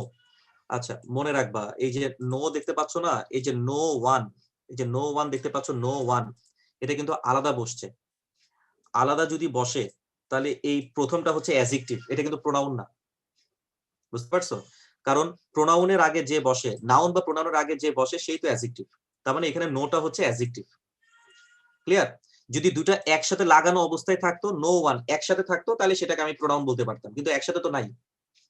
বরঞ্চ এখানে এটার পরিবর্তে আরেকটা ইনডিফিনিট প্রোনাউন আছে, সেটা হচ্ছে নান, এটা হচ্ছে প্রোনাউন। বুঝতে পারছো বিষয়টা? এই যে নো ওয়ান মানে যা, নান মানেও কিন্তু তাই। নো ওয়ান মানে যা, নান মানেও কিন্তু তাই। তাহলে এখানের মধ্যে এই আমরা সঠিক উত্তর তাহলে কোনটা নিব? ডেফিনেটলি আমরা এটাই নিব। আশা করি বুঝতে পেরেছো। ঠিক আছে, এটা নেওয়া যাচ্ছে না কেন? বিকজ এখানে তো নাউন অলরেডি দেয়া আছে শপস। এই শপস থেকে যে কোনো একটা শপকে তুমি বোঝাচ্ছ, অর্থাৎ যে কোনো একটা নাউনকে তুমি বোঝাচ্ছ। তো যে কোনো একটা নাউনের পরিবর্তে তুমি এখানে একটা প্রোনাউন নিয়ে আসতেছো, তাই না?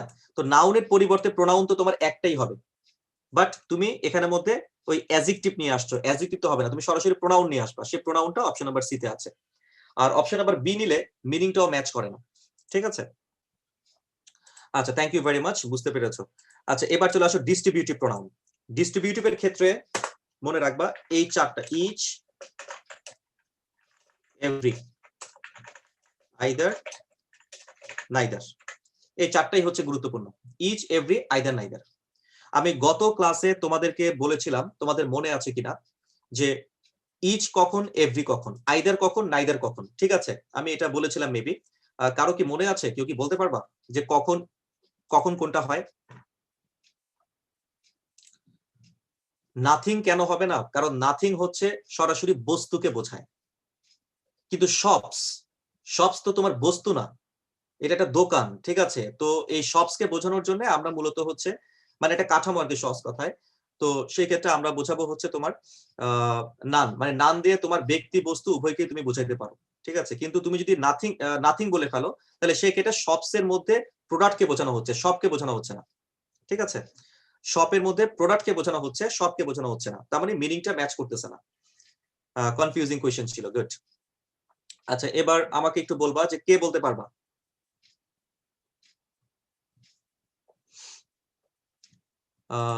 এখানে হাত তুলেছে তানজিম। হ্যাঁ, বলো দেখি কি হতে পারে তানজিম। আসসালামু আলাইকুম ভাইয়া। মনে আছে? বলো। জি ভাইয়া, মনে আছে। কি? বলতেছি, কোন একটা বাক্যে সংখ্যাগত ধারণা দুই সম্পর্কিত হলে বাক্যে আইদার নাইদার দুইটাই বুঝতে পারে, কিন্তু দুইয়ের বেশি হয়ে গেলে নান হবে। আর ইচ, এভরি? ইচ এভরি না, ইচ এভরিটা ভাইয়া মনে নেই।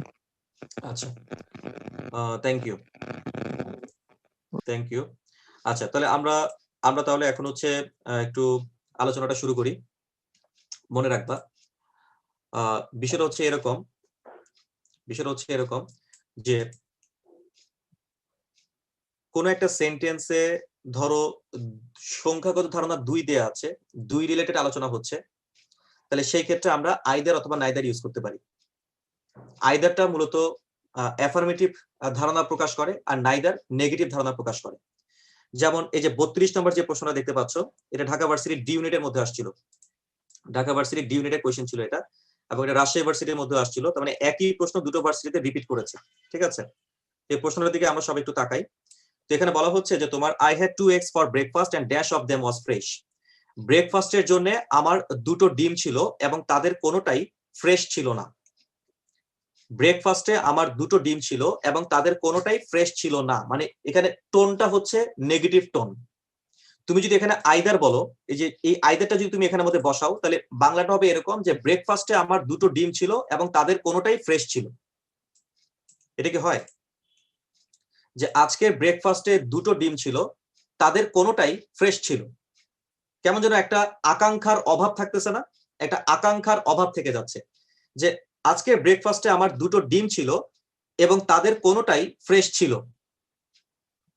কেমন না? তো তুমি তখন কিন্তু জানতে চাইবা যে ভাইয়া কি আপনি শেষ করেন, কিন্তু আমি বললাম যে না, আমার বাক্য এখানেই শেষ। তখন কিন্তু তুমি হেসে দিবা, কারণ বাক্যটার মধ্যে আকাঙ্ক্ষার একটা অভাব পাওয়া যাচ্ছে। তার মানে একটা সেন্টেন্সে সবসময় কিন্তু বলে দেওয়া থাকবে না যে এখানে নট আছে নাকি নাই, এটা সবসময় কিন্তু সেন্টেন্সে থাকবে না।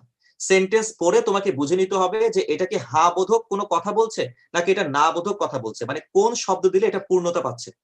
যেমন এখানের মধ্যে পূর্ণতা পাবে যদি তুমি নাইদার দাও, যে ব্রেকফাস্টে আমার দুটো ডিম ছিল এবং তাদের কোনোটাই ফ্রেশ ছিল না, তো সেক্ষেত্রে আমি নাইদার বলতে পারি। এখন একটা প্রশ্ন হচ্ছে তুমি বোথ কেন বললে না? বোথ তো দুইয়ের মধ্যে হয়, তাই না? বোথ অফ দেম এটা কেন হয় নাই? তার কারণ বোথ হচ্ছে একটা plural pronoun, are either neither এটা সিঙ্গুলার প্রোনাউন। বোথ যদি বসাও তাহলে অবশ্যই ভার্বটা কিন্তু প্লুরাল হইতে হবে। তুমি দেখতে পাচ্ছ এখানে ভার্ব বোথ যদি তুমি এখানে সিলেক্ট করো, তাহলে আমার এখানে ওয়াজ না বলে অয়ার বলা উচিত ছিল, অয়ার। কিন্তু আমি কিন্তু এখানে অয়ার বলি নাই, আমি এখানে ওয়াজ বলেছি, মানে সিঙ্গুলার ভার্ব। ভার্ব সিঙ্গুলার হলে আমি এখানে বোথ বলতে পারবো না, আমাকে আইদার নাইদারে যে কোনো একটা নিতে হবে। তো আমার এখানে মিনিংটা ম্যাচ করতেছে নাই, দ্যাটস দ্য কারেক্ট অ্যান্সার। এ তো হয়ে গেল। আচ্ছা, এবার আসো ইচ এভরি। মনে রাখবা কোনো একটা গ্রুপের সবাইকে যদি তুমি একসাথে বোঝাও, একসাথে, তাহলে সেই ক্ষেত্রে আমরা বলবো এভরি। আর যদি তাদেরকে তুমি আলাদা আলাদা করে বোঝাও তাহলে তোমাকে বলতে হবে ইচ। একসাথে বোঝালে আমরা বলবো এভরি, আর আলাদা আলাদা করে বুঝাইলে আমরা বলবো ইচ। যেমন ধরো ফর এক্সাম্পল তোমরা এখানে যারা ক্লাস করতেছো তোমরা সবাই মিলে ধরো বিইউপিতে পরীক্ষা দিতে যাচ্ছ। তাহলে সবাই যে তোমরা বিইউপিতে পরীক্ষা দিতে যাচ্ছ, তাহলে তোমাদের সবারই তো গোল একটাই, তোমরা পরীক্ষা দিতে যাচ্ছ। তার মানে every student is going to attend the BUP exam. তার মানে আমি সবাইকে একসাথে বোঝাচ্ছি, সেক্ষেত্রে আমি বলবো এভরি। পরীক্ষা যখন শেষ হয়ে যায়, পরীক্ষা শেষ হওয়ার পরে তোমরা কিন্তু পরীক্ষার রুম থেকে সবাই একসাথে গেট দিয়ে বের হতে পারবে না। গেট দিয়ে যখন বের হবে তখন কিন্তু আসলে একজন একজন করে কিন্তু বের হচ্ছে, তাই না? তো একজন একজন করে যদি বের হয় তাহলে সেক্ষেত্রে আমি বলবো each student is going out. ডাক্তার সাহেবের কাছে যখন রোগীরা যায় তখন সকল রোগীকে বোঝানোর জন্য আমি বলবো এভরি। কিন্তু ডাক্তার যদি রোগী দেখে, তাহলে ডাক্তার যে রোগী দেখতেছে সব রোগীরা তো ডাক্তার একসাথে দেখবে না, একজন একজন করে রোগী দেখবে, তাহলে সেটা হচ্ছে each. Doctor visits each patient, তারপরে the doctor visits each patient, আর every patient visits the doctor. আশা করি আমরা বুঝতে পেরেছি। সবাইকে একসাথে বোঝালে এভরি, আর সবাইকে সিঙ্গেল সিঙ্গেল করে বোঝালে সেটা হচ্ছে ইচ। অসাধারণ একটা প্রশ্ন এখন তোমাদের সামনে, 31 নাম্বার কোয়েশ্চেন। দেখো এখানের মধ্যে কি লেখা আছে যে a few of the 3 boys got a prize, every of the 3 boys got a prize, all of the 3 boys got a prize, each of the 3 boys got a prize। একটা তথ্য মাথায় রাখবা, সেটা হচ্ছে অর্থাৎ এখানে 3 জন বালকের কথা বলা হচ্ছে, যে বালকের প্রত্যেকেই কিন্তু একটা করে প্রাইজ পেয়েছে। কিন্তু প্রত্যেকে যে প্রাইজটা পাবে সেই প্রাইজটা তো আর সমান সমান হবে না, পৃথক পৃথক হবে না। একটু খেয়াল করে দেখো দেখি। ধরো আমি ফার্স্ট হয়েছি, কথা একটু মন দিয়ে খেয়াল করো, পরে কমেন্ট করো। একটু মন দিয়ে খেয়াল করো যে আমি ফার্স্ট হয়েছি, তুমি সেকেন্ড হয়েছো, অমুকে থার্ড হয়েছে। First, second, third. তো যে ফার্স্ট হয়েছে তার নম্বর একটা, সেকেন্ডের নম্বর আরেকটা, থার্ডের নম্বর আরেকটা, তাহলে প্রাইজও তো তোমার কম বেশি হবে। আমি প্রথম হয়েছে, আমি পাবো 10,000 টাকা। তুমি সেকেন্ড হয়েছো, তুমি পাবা 5,000 টাকা। ওই থার্ড হয়েছে, ও পাবে 3,000 টাকা। তার মানে কি পৃথক পৃথক হচ্ছে না, সেপারেট সেপারেট হচ্ছে।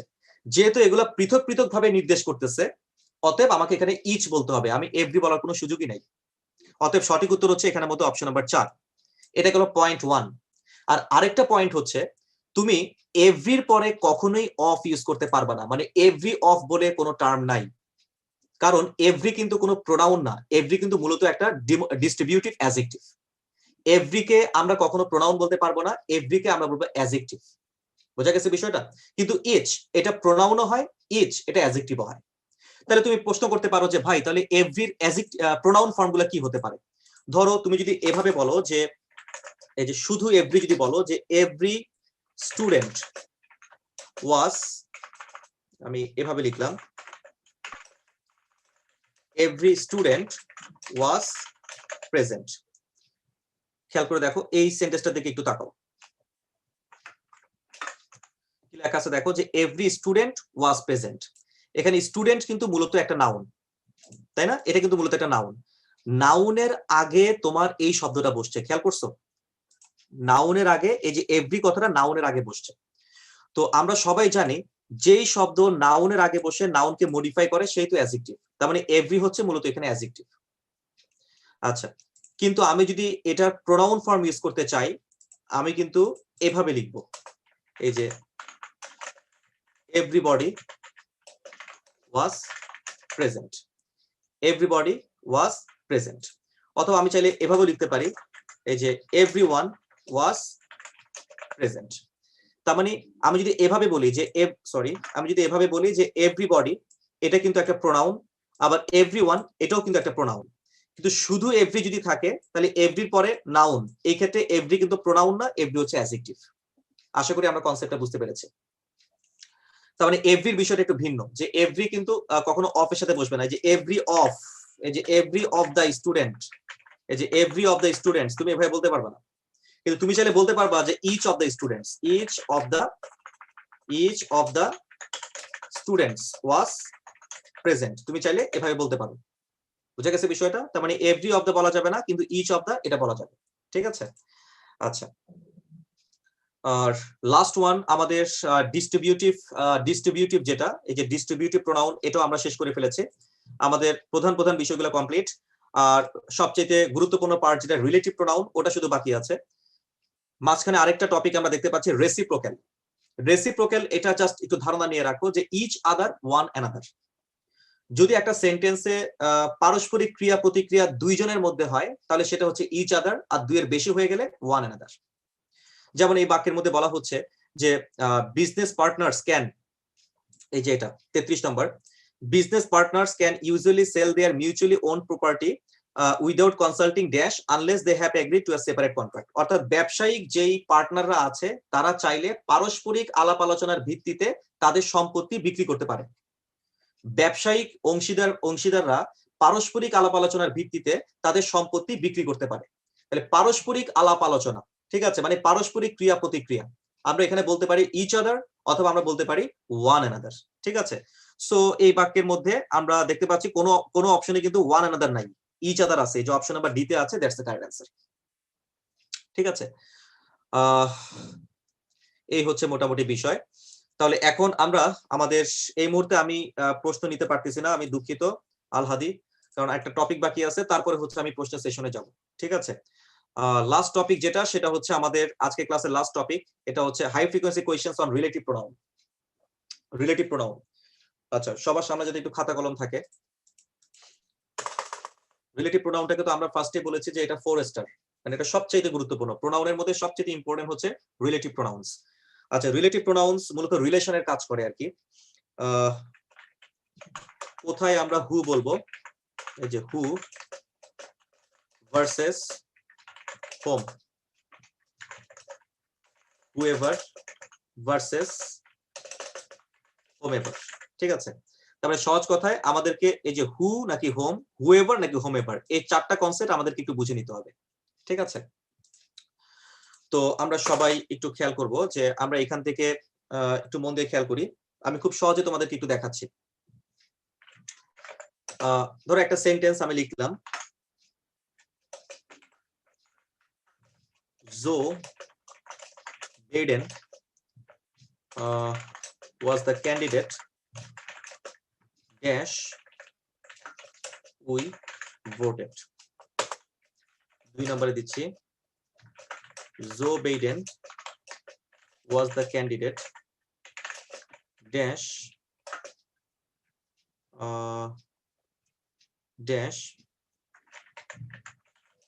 work for us. 3 number, Joe Biden was the candidate dash we voted worked for us.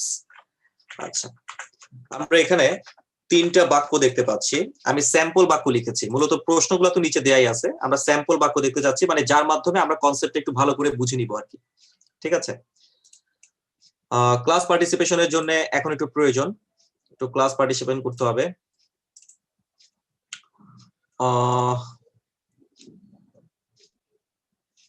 আগে কখনো কথা বলো নাই এরকম কেউ কি আছো? আগে কখনো কথা বলো নাই? এনিবডি?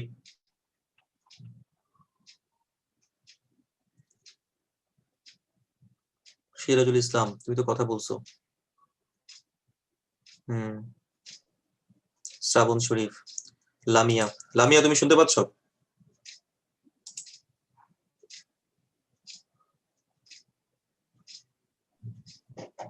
তারপর হচ্ছে সেতু, হ্যাঁ সেতু কথা বল। সেতু তুমি শুনতে পাচ্ছ? সিদরাতুল মুনতাহা, জি ভাইয়া শুনতে পাচ্ছি। আসসালামু আলাইকুম ভাইয়া। আচ্ছা, যে কোনো একজন একটু কথা বলো। তোমার হচ্ছে সেতু, তোমাকে আমি লাইনে রাখলাম, আর সিদরাতুল মুনতাহা তুমি একটু মিউটে যাও। আচ্ছা, তুমি একটু বলো দেখি যে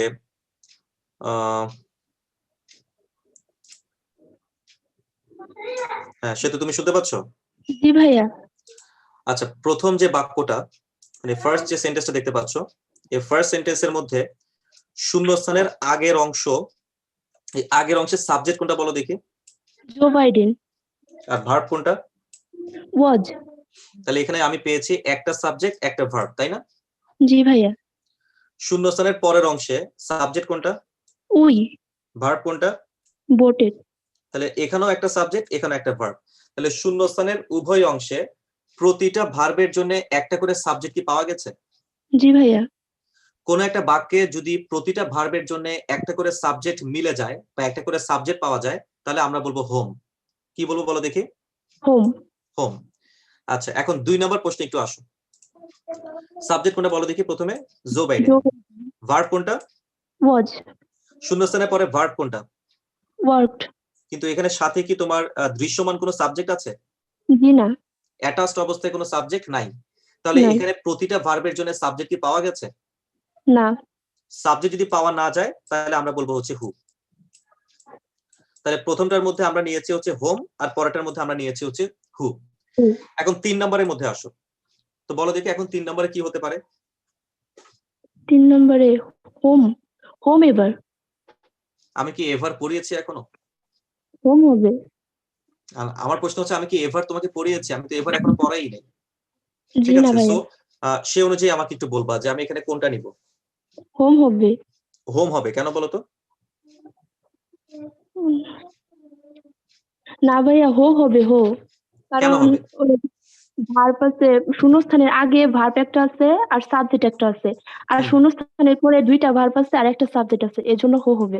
ভেরি গুড। তার মানে এখানে আমি দেখতে পাচ্ছি যে শূন্যস্থানের আগে এই সাবজেক্ট এই ভার্ব, শূন্যস্থানের পরে এই সাবজেক্ট এই ভার্ব, কিন্তু আরো একটা ভার্ব কিন্তু এখানের মধ্যে আছে, ওয়ার্কড, তাই না? জি ভাইয়া। অথচ ওয়ার্কডের সাথে কিন্তু কোনো দৃশ্যমান সাবজেক্ট নাই। যখনই আমরা দেখব যে বাক্যে কোনো ভার্বের জন্য দৃশ্যমান কোনো সাবজেক্ট নাই, তখনই আমরা শূন্যস্থানের মধ্যে হু বসাই দিব। তাহলে এখন তুমি একটু সিদ্ধান্ত জানাও যে হু কখন হয় আর হোম কখন হয়, তুমি কি বুঝলা?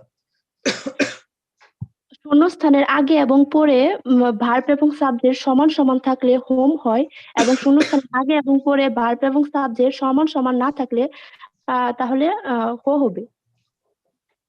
আচ্ছা, মানে সাবজেক্ট ভার্ব যদি সমান সমান হয় তাহলে হচ্ছে হোম, আর সাবজেক্ট ভার্ব যদি অসমান হয় তাহলে হচ্ছে হু, তাই তো?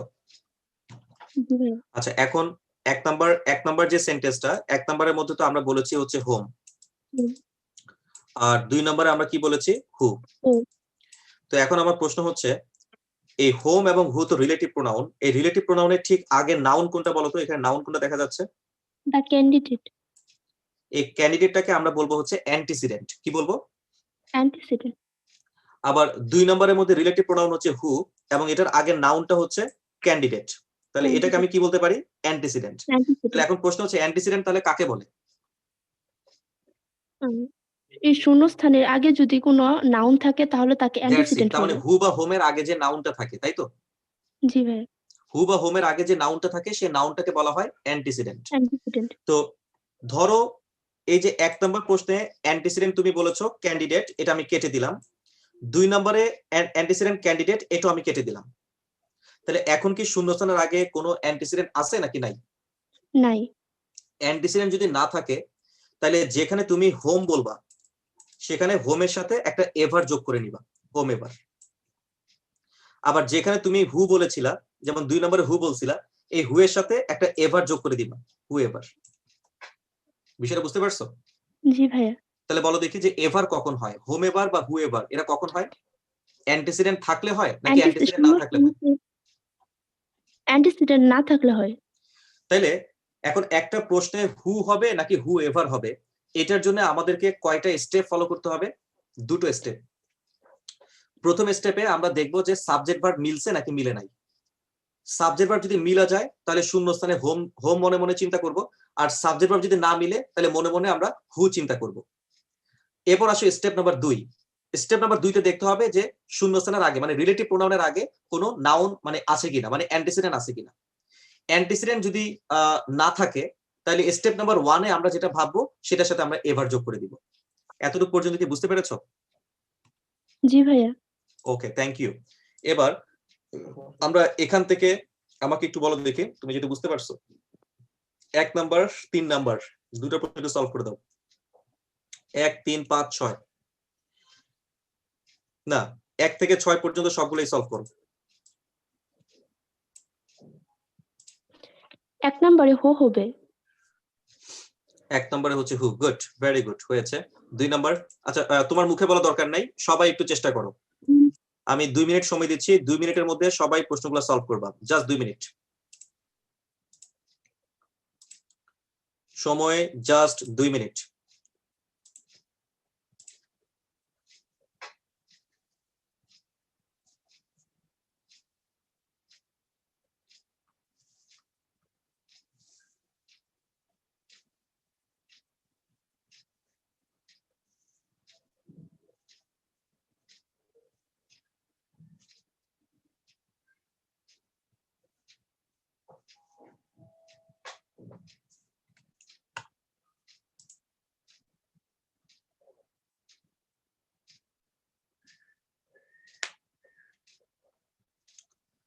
সাবজেক্ট ভার্ব হিসাব করা ছাড়া উত্তর করা যাবে না কেন? অবশ্যই যাবে, কিন্তু উত্তর পেঁচায় ফেলবা, ঠিক আছে?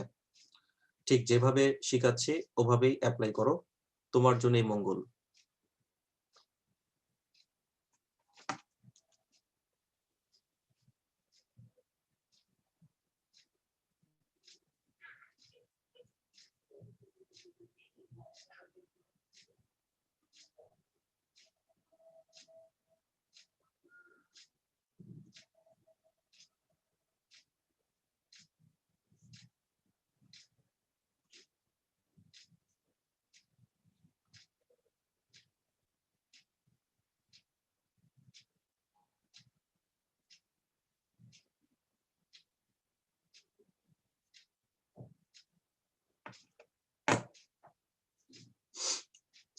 নন ফাইনিট ভার্ব কাউন্ট করা যাবে না, নন ফাইনিট ভার্ব কাউন্ট করা যাবে না।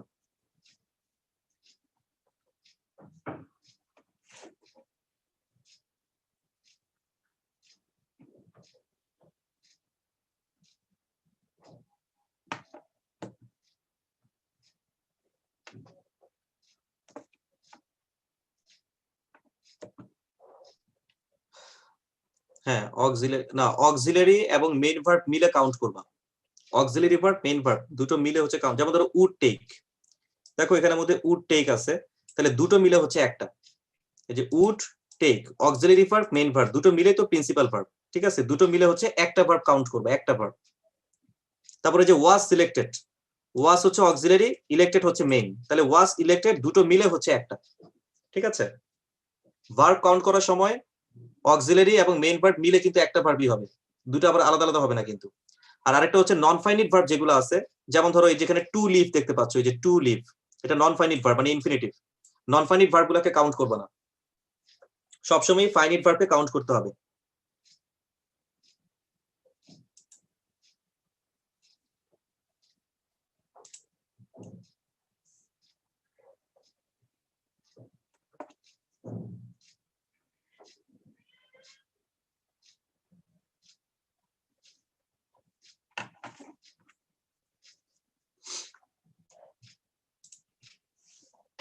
আচ্ছা, আসো আমরা তাহলে উত্তর করে ফেলি। 1 নম্বরের সঠিক উত্তর হচ্ছে the people dash cheated on the examination had to leave the room. আচ্ছা, এখানে আমি প্রথমে একটা সাবজেক্ট দেখতে পাচ্ছি, সেটা হচ্ছে দ্য পিপল।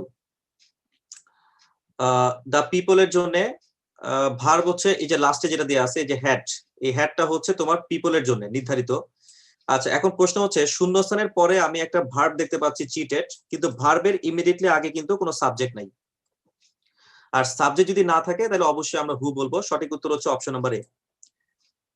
আরেকটা তথ্য মাথায় রাখবা যে বাক্যের শুরুতে এভাবে যদি কোনো সাবজেক্ট একা থাকে তাহলে ওই সাবজেক্টের জন্য নির্ধারিত ভার্বটা সবার শেষে বসে। আচ্ছা, একই কথা 2 নম্বরের ক্ষেত্রে প্রযোজ্য। শুরুতে একটা সাবজেক্ট একা আছে, একা সাবজেক্টের ভার্বটা সবার শেষে থাকবে, তাহলে সবার শেষের ভার্বটা হচ্ছে এই যে ডিড নট ফুলফিল, এটা হচ্ছে ভার্ব। তার মানে আমি একটা সাবজেক্ট পাইছি, একটা ভার্ব পাইছি।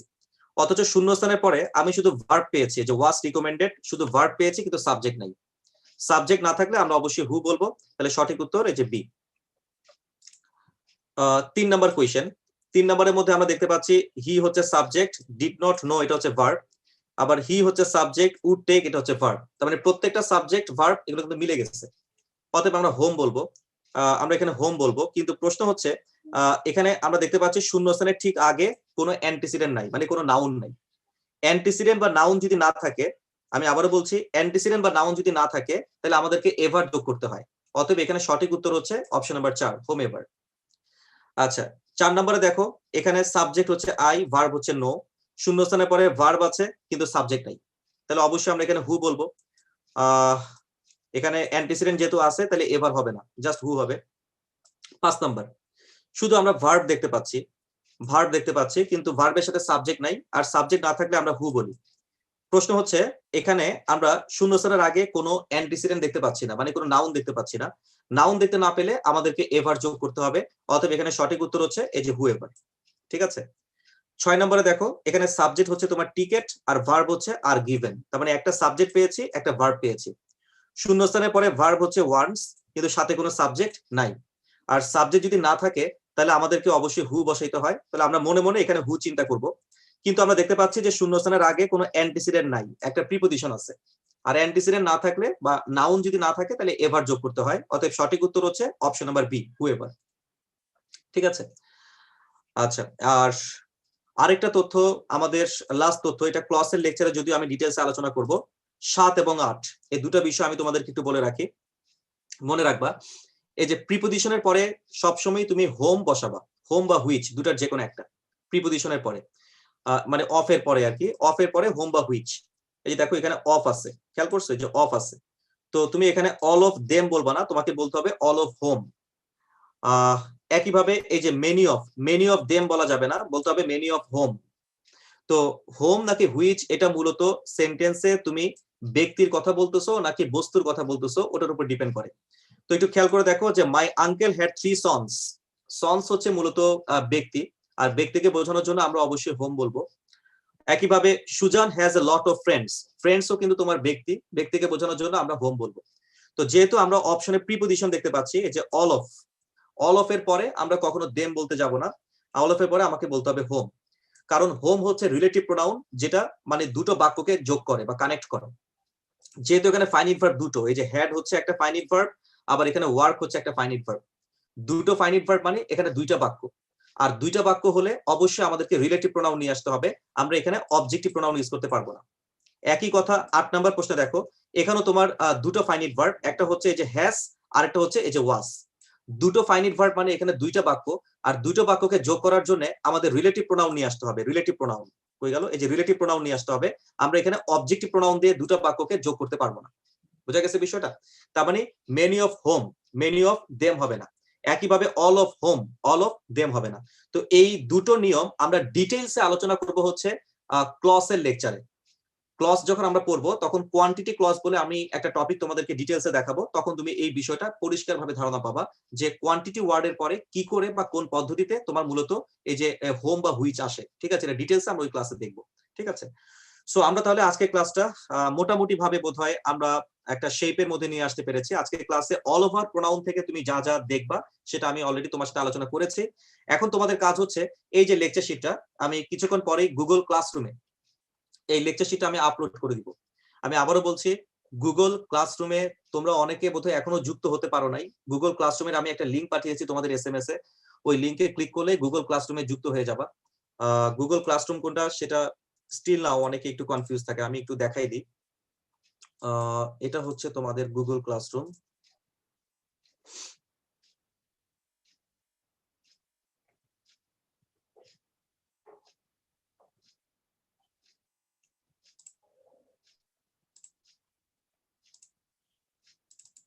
এই যে আমাদের এখানের মধ্যে অবশ্য টাইমিংটা একটু চেঞ্জ হয়েছে, এই যে রবি মঙ্গল বৃহস্পতি ছিল তাই না, তো এটা 6টার সময় না, আমাদের ক্লাসটা কিন্তু 6:30 6:30।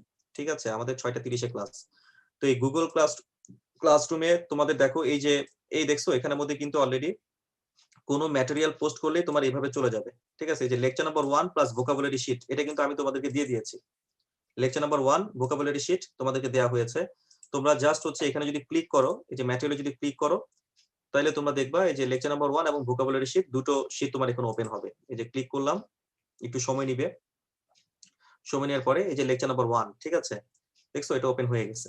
তো ঠিক একইভাবে এই যে ভোকাবুলারি শীট আমরা এখানে ক্লিক করলাম, যে ভোকেব, এখানে হাই ফ্রিকোয়েন্সি ভোকেব গুলাই আমি দিয়েছি, ঠিক আছে, high frequency vocab, BCS plus university, ঠিক আছে, মূলত এই দুইটা পার্ট কভার দিতে পারলেই হয়, ঠিক আছে।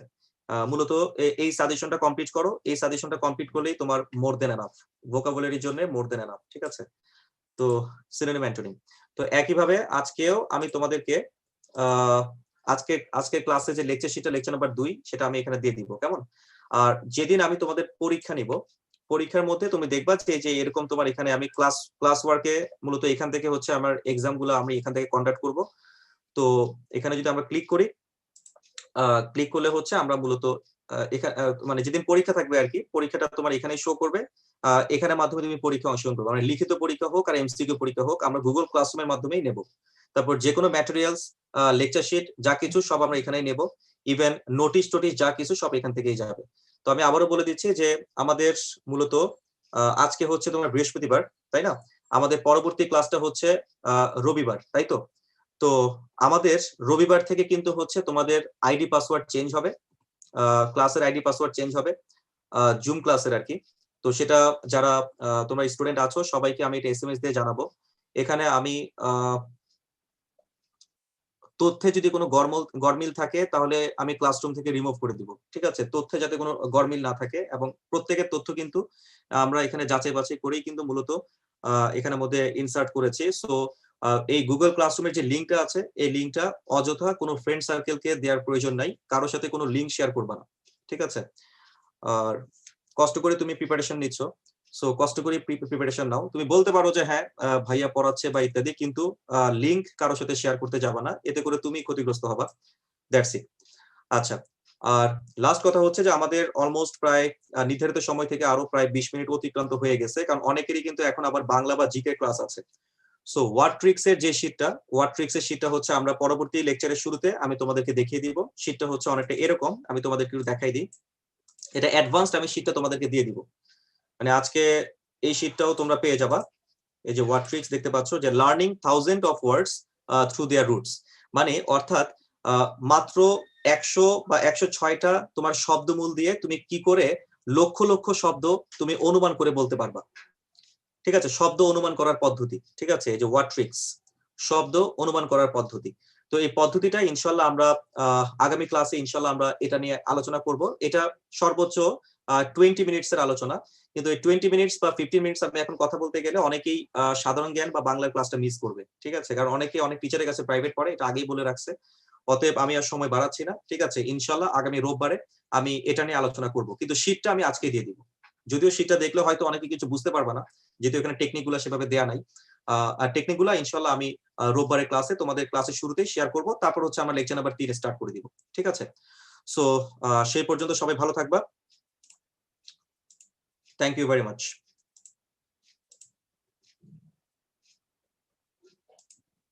হ্যাঁ, ডেলিভারি ইনশাল্লাহ পেয়ে যাবা, হোম ডেলিভারি পেয়ে যাবা, ঠিক আছে।